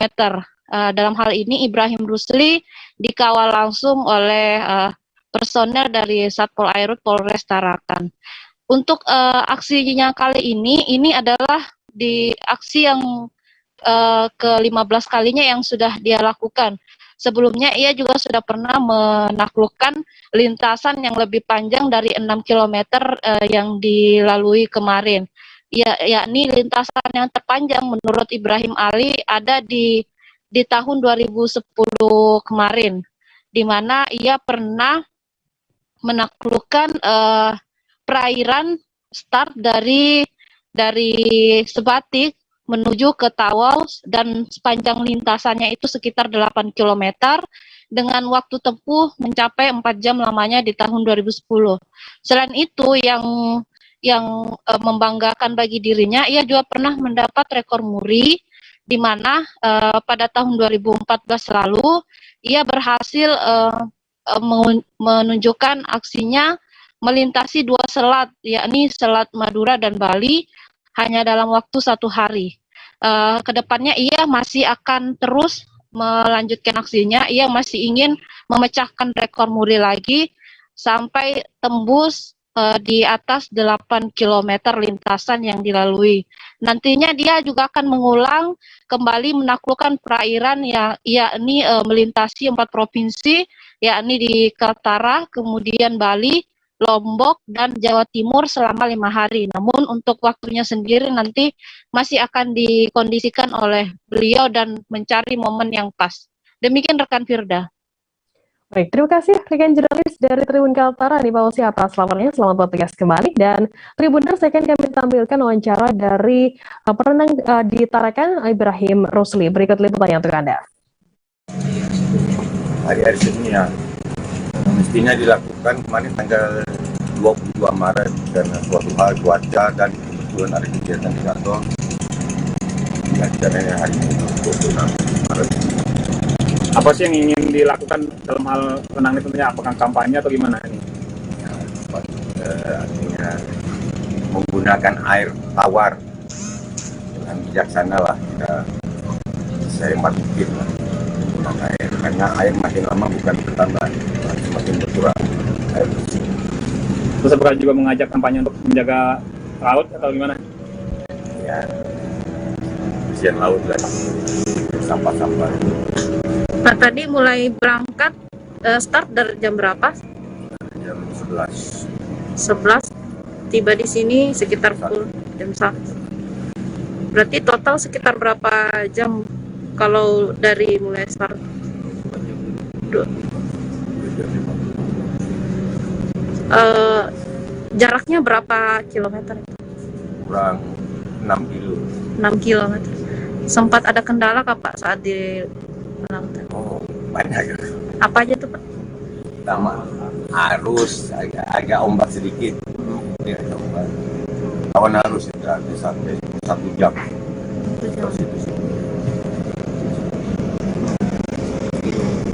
Persiapannya sendiri gimana Pak? Persiapannya kayak biasa, jogging, renang-renang tipis-tipis. Ini kegiatan kami ini dari pemadam, dari Samsat mereka. Juga kita ucapkan terima kasih kepada teman-teman yang mendukung kegiatan ini, sama Bapak Wali Kota dan Beberapa hari menjelang Ramadan, anak-anak hingga orang dewasa bersih-bersih Danau Biru Cibanten di Kampung Masigit, Desa Sukabares, Kecamatan Ciumas, Kabupaten Serang pada Minggu 27 Maret. Mereka kompak bergotong royong membersihkan lumut dan tanaman liar di sekitar danau. Warga juga membawa bambu dan untuk mengangkut sampah ke daratan. Informasi lebih lengkapnya terkait hal ini akan disampaikan oleh rekan jurnalis kami dari Tribun Banten, ada Ahmad Tajudin yang akan melaporkannya. Silakan rekan Tajudin, laporan Anda. Baik rekan Firda dan Tribuners, selamat sore semuanya. Untuk diketahui bahwa sejumlah warga di Kabupaten Serang melakukan bersih-bersih Danau Biru Cibanten yang terletak di Kampung Masigit, Desa Sukaberes, Kecamatan Ciumas, Kabupaten Serang pada Minggu 27 kemarin.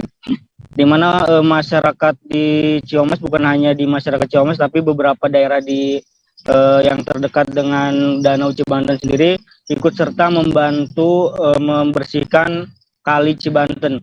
Mulai dari anak-anak hingga dewasa mereka membersihkan Kali Cibanten tersebut, mulai dari membersihkan lumut-lumut hingga tanaman liar yang ada di sana. Untuk informasi sendiri dari masyarakat sekitar bahwa tradisi bersih-bersih Danau Cibanten ini merupakan kegiatan rutin tahunan yang biasa dilakukan menjelang bulan suci Ramadan. Kemudian untuk kegiatannya sendiri dijelaskan oleh seorang tokoh masyarakat bernama Abah Haji Aijo.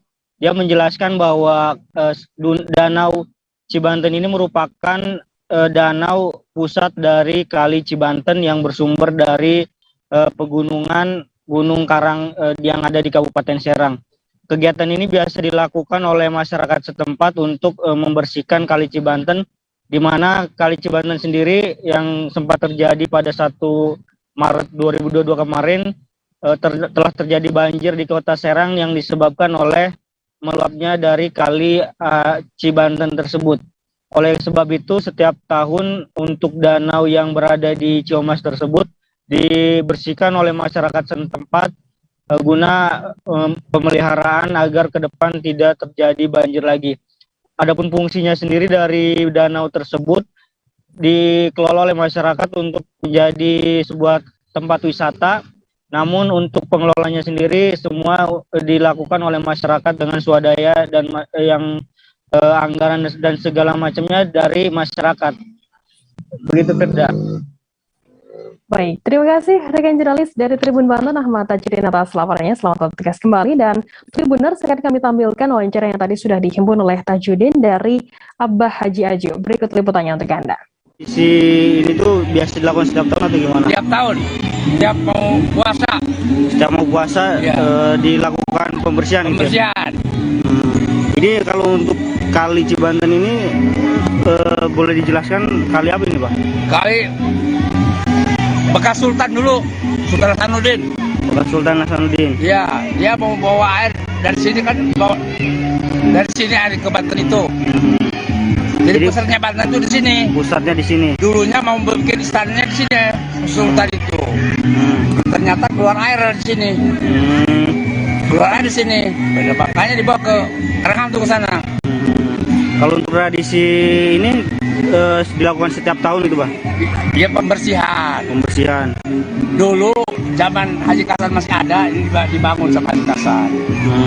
Terus setelah Haji Kasan nggak ada, yang melanjutkan Haji Syahidi. Dan ya, pasir itu kan.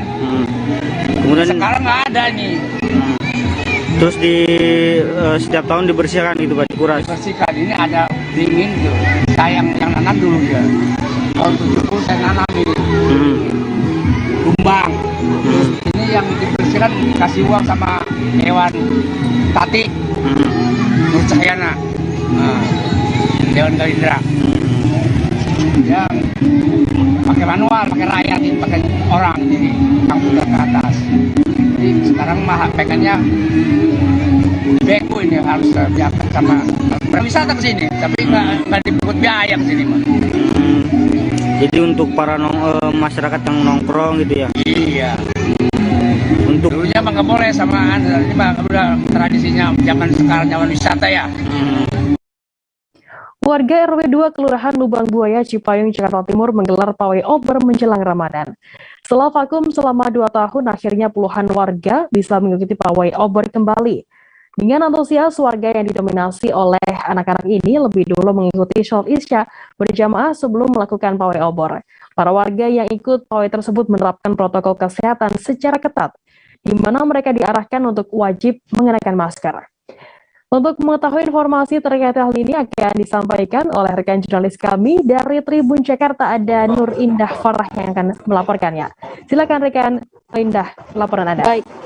Baik Firda dan rekan Tribun, bisa saya sampaikan bahwa pawai obor di RW 2 Kelurahan Lubang Buaya, Kecamatan Cipayung, Jakarta Timur telah berlangsung pada Minggu 27 Maret 2022 atau pada malam kemarin, di mana para warga yang mengikuti ini sangat antusias lantaran pawai obor tersebut telah vakum selama 2 tahun, sehingga warga yang didominasi oleh anak-anak mengikuti pawai obor dengan riang, di mana sebelumnya mereka melakukan sholat Isya berjamaah terlebih dahulu, kemudian setelahnya mereka melakukan nyanyian religi Islami sebelum pawai obor dimulai. Adapun bisa saya sampaikan bahwa pawai obor tersebut dijamin oleh DKM Masjid Jami At-Tawun, yakni Muryadi, yang mengatakan bahwa protokol kesehatan tetap diterapkan selama jalannya pawai obor, di mana anak-anak yang berusia di bawah 7 tahun memerlukan pendampingan orang tua atau didampingi oleh orang tua mereka guna memastikan bahwa penggunaan masker tetap dilakukan atau tetap dipastikan selama berjalannya pawai obor tersebut. Kemudian ada pun rute pawai obor yang telah diselenggarakan pada malam tadi, yakni dimulai dari Jalan Keramat, kemudian menuju Jalan Monumen Pancasila Sakti, kemudian berbalik lagi atau berbelok ke arah kanan ke Jalan Cengkeh, kemudian masuk ke Jalan Keramat 3 dan berakhir di Jalan Keramat kembali. Seperti itu, Firda. Baik, terima kasih rekan jurnalis dari Tribun Jakarta, Nur Indah Farah, atas laporannya. Selamat bertugas kembali. Tribuners, informasi tadi sekaligus menutup perjumpaan kita dalam live update hari ini. Jangan lupa saksikan terus live update di seluruh kanal YouTube dan Facebook Tribun Network. Saya Firda Nanda, mewakili kru tugas undur diri. Terima kasih dan sampai jumpa.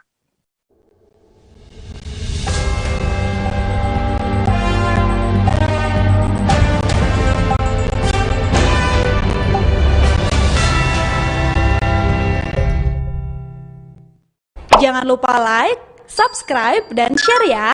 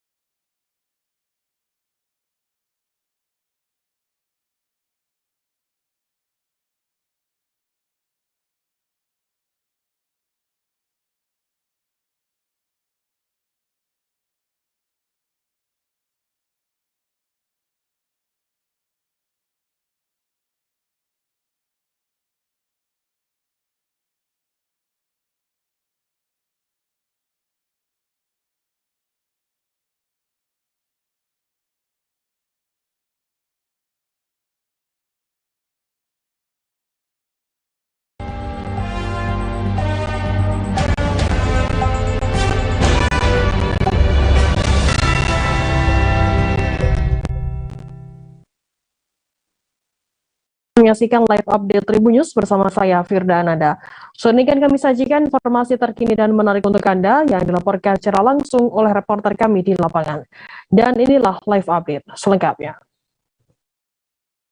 Kita ke berita pertama, saudara. Aksi penembakan oleh orang tak dikenal kembali terjadi di dalam hutan Pulau Haruku, Kabupaten Maluku Tengah pada Sabtu 26 Maret sore.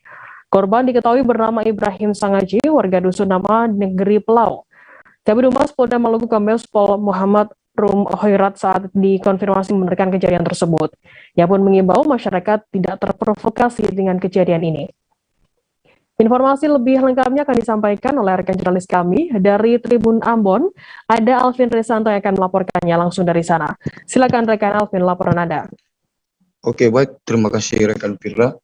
Jadi kronologis awal kejadian ini menurut pihak kepolisian bahwa kejadian ini bermula pada hari Sabtu sore sekitar pukul 17.00 di mana korban yang meninggal Ibrahim Sangaji beserta istrinya sedang mencari hewan peliharaannya sapi di hutan Pulau Haruku yang terlepas, dan saat melakukan pencarian hewan milik korban, disitulah terjadi penembakan di hutan Pulau Haruku, dan sempat menurut keterangan polisi sempat terjadi bunyi tembakan 2 kali, dan saat itu istrinya langsung kabur untuk meminta pertolongan kepada warga, dan karena sudah melihat suaminya tertembak. Untuk saat ini polisi masih melakukan olah TKP, dan olah TKP ini sudah berlangsung selama 2 hari, yang di mana pertama hari Minggu kemarin pada tanggal 27 polisi melakukan olah TKP, dan hari ini Senin juga polisi Polresta Pulau Ambon dibantu oleh penyelidiki Polda Maluku melakukan olah TKP di tempat kejadian untuk mengetahui kejadian tersebut. Namun saat ini polisi mempunyai beberapa kendala, di mana pada saat penembakan polisi belum mengantongi banyak saksi karena kejadian tersebut sudah terjadi di hutan Pulau Haruku. Jadi saksi juga masih minim, dan untuk itu pihak kepolisian meminta kepada masyarakat agar yang mengetahui kejadian ini agar memberikan informasi supaya penyelidikan kasus ini bisa terungkap secara terang benderang dan bisa mengetahui pelakunya. Untuk proyektil peluru, saat ini polisi juga masih melakukan penyelidikan terhadap peluru tersebut yang digunakan organik atau senjata organik mustaya atau senjata rakitan. Dan untuk itu atas kejadian ini polisi menghimbau kepada masyarakat di Pulau Haruku agar tidak terprovokasi dengan isu-isu yang tidak bisa dipertanggungjawabkan kebenarannya.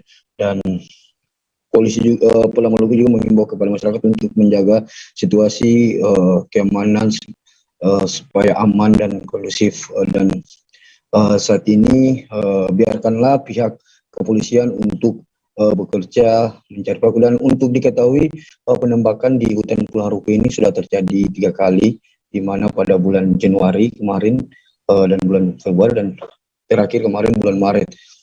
Begitu rekan Firda. Baik, terima kasih rekan jurnalis dari Tribun Ambon Alvin Resanto atas laporannya. Selamat bertugas kembali, dan Tribuners akan kami tampilkan wawancara dari Kabid Humas Polda Maluku dari Rum Hoirat. Berikut liputannya untuk Anda. Jadi terkait dengan perkembangan kasus di Pulau Haruku yang penembakan itu, Pak? Ya, sementara saat ini dilakukan olah TKP lanjutan di TKP, kemudian tim penyidik dan penyelidik kami juga sementara bergerak. Kami mohon bantuan dari masyarakat. Sekecil apapun informasi dari masyarakat, mohon disampaikan kepada anggota polisi untuk bisa mengungkap secara terang benderang terkait dengan kasus tersebut.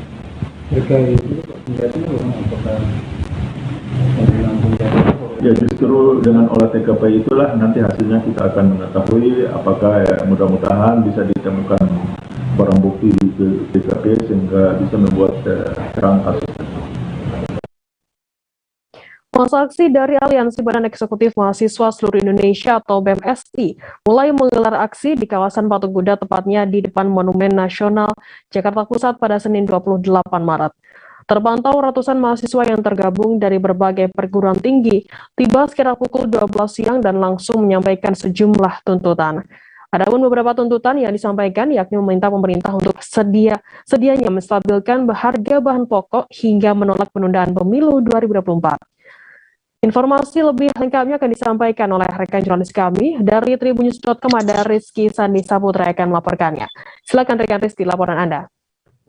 Ya, selamat sore Firda dan juga Tribuners dimanapun Anda berada. Saat ini saya Rizky Sandi Saputra melaporkan langsung dari tepatnya di depan Monumen Nasional atau Monas Jakarta Pusat atau di kawasan Patung Kuda di Jalan Medan Merdeka Barat Jakarta Pusat, di mana pada hari ini atau sore ini sedang berlangsung aksi yang disampaikan oleh Badan Eksekutif Mahasiswa Seluruh Indonesia atau BMSI yang tergabung dari belasan perguruan tinggi di seluruh Indonesia pastinya.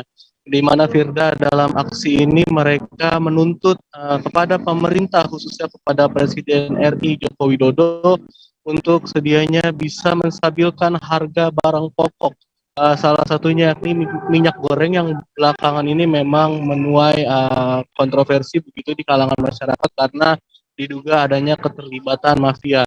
Tak hanya itu, Firda, tadi juga koordinator dari BMSI yakni Lutfi menyatakan kalau pihaknya juga menolak adanya wacana penundaan dari pemilu 2024 dan juga rencana adanya presiden 3 periode. Hal ini karena kata dia berpotensi mencederai kaum muda gitu untuk meregenerasi kaum muda untuk menjadi pemimpin di masa depan begitu. Dan ini juga mencederai nilai reformasi yang sudah diperjuangkan pada tahun 98 silam. Sebagai informasi Firda, untuk saat ini aksi masih terus berjalan, di mana di belakang saya tadi masa aksi masih melancarkan orasinya dengan direspon oleh barikade pihak kepolisian karena mereka berupaya untuk menembus masuk ke area Istana Negara begitu. Tadi juga mereka menyatakan kalau aspirasinya ini bisa didengar oleh pemerintah sebab mereka meyakini kalau upaya yang dilakukan adalah merupakan sambungan lidah dari masyarakat yang mungkin tidak mempunyai privilege untuk menyampaikan pesan kepada pemerintah. Begitu Firda dan juga Tribuners. Baik, terima kasih rekan Rizky Sandi Saputra dari Tribunnews.com atas laporannya mengenai gelar aksi unjuk rasa di depan Istana Negara untuk di sana. Baik, terima kasih, selamat bertugas kembali. Kita beralih ke informasi selanjutnya, Saudara. Korban tenggelam di pemandian air terjun Bantimurung, Desa Bantimurung, Kecamatan Bone-Bone, Utara, Sulawesi Selatan, ditemukan meninggal dunia pada Minggu 27 Maret. Korban bernama Ahmad Jayadi, 25 tahun, warga asal Desa Patimang, Kecamatan Malang, Keulu Utara. Mayat korban ditemukan oleh tim gabungan sekitar pukul 10 pagi waktu Indonesia Tengah. Untuk mengetahui informasi lebih lengkapnya, kami sudah tersambung dengan jurnalis dari Tribun Timur, ada Halik Mawardi yang akan melaporkannya. Silakan rekan Halik, laporan Anda. Ya, terima kasih Firda. Jadi pada akhir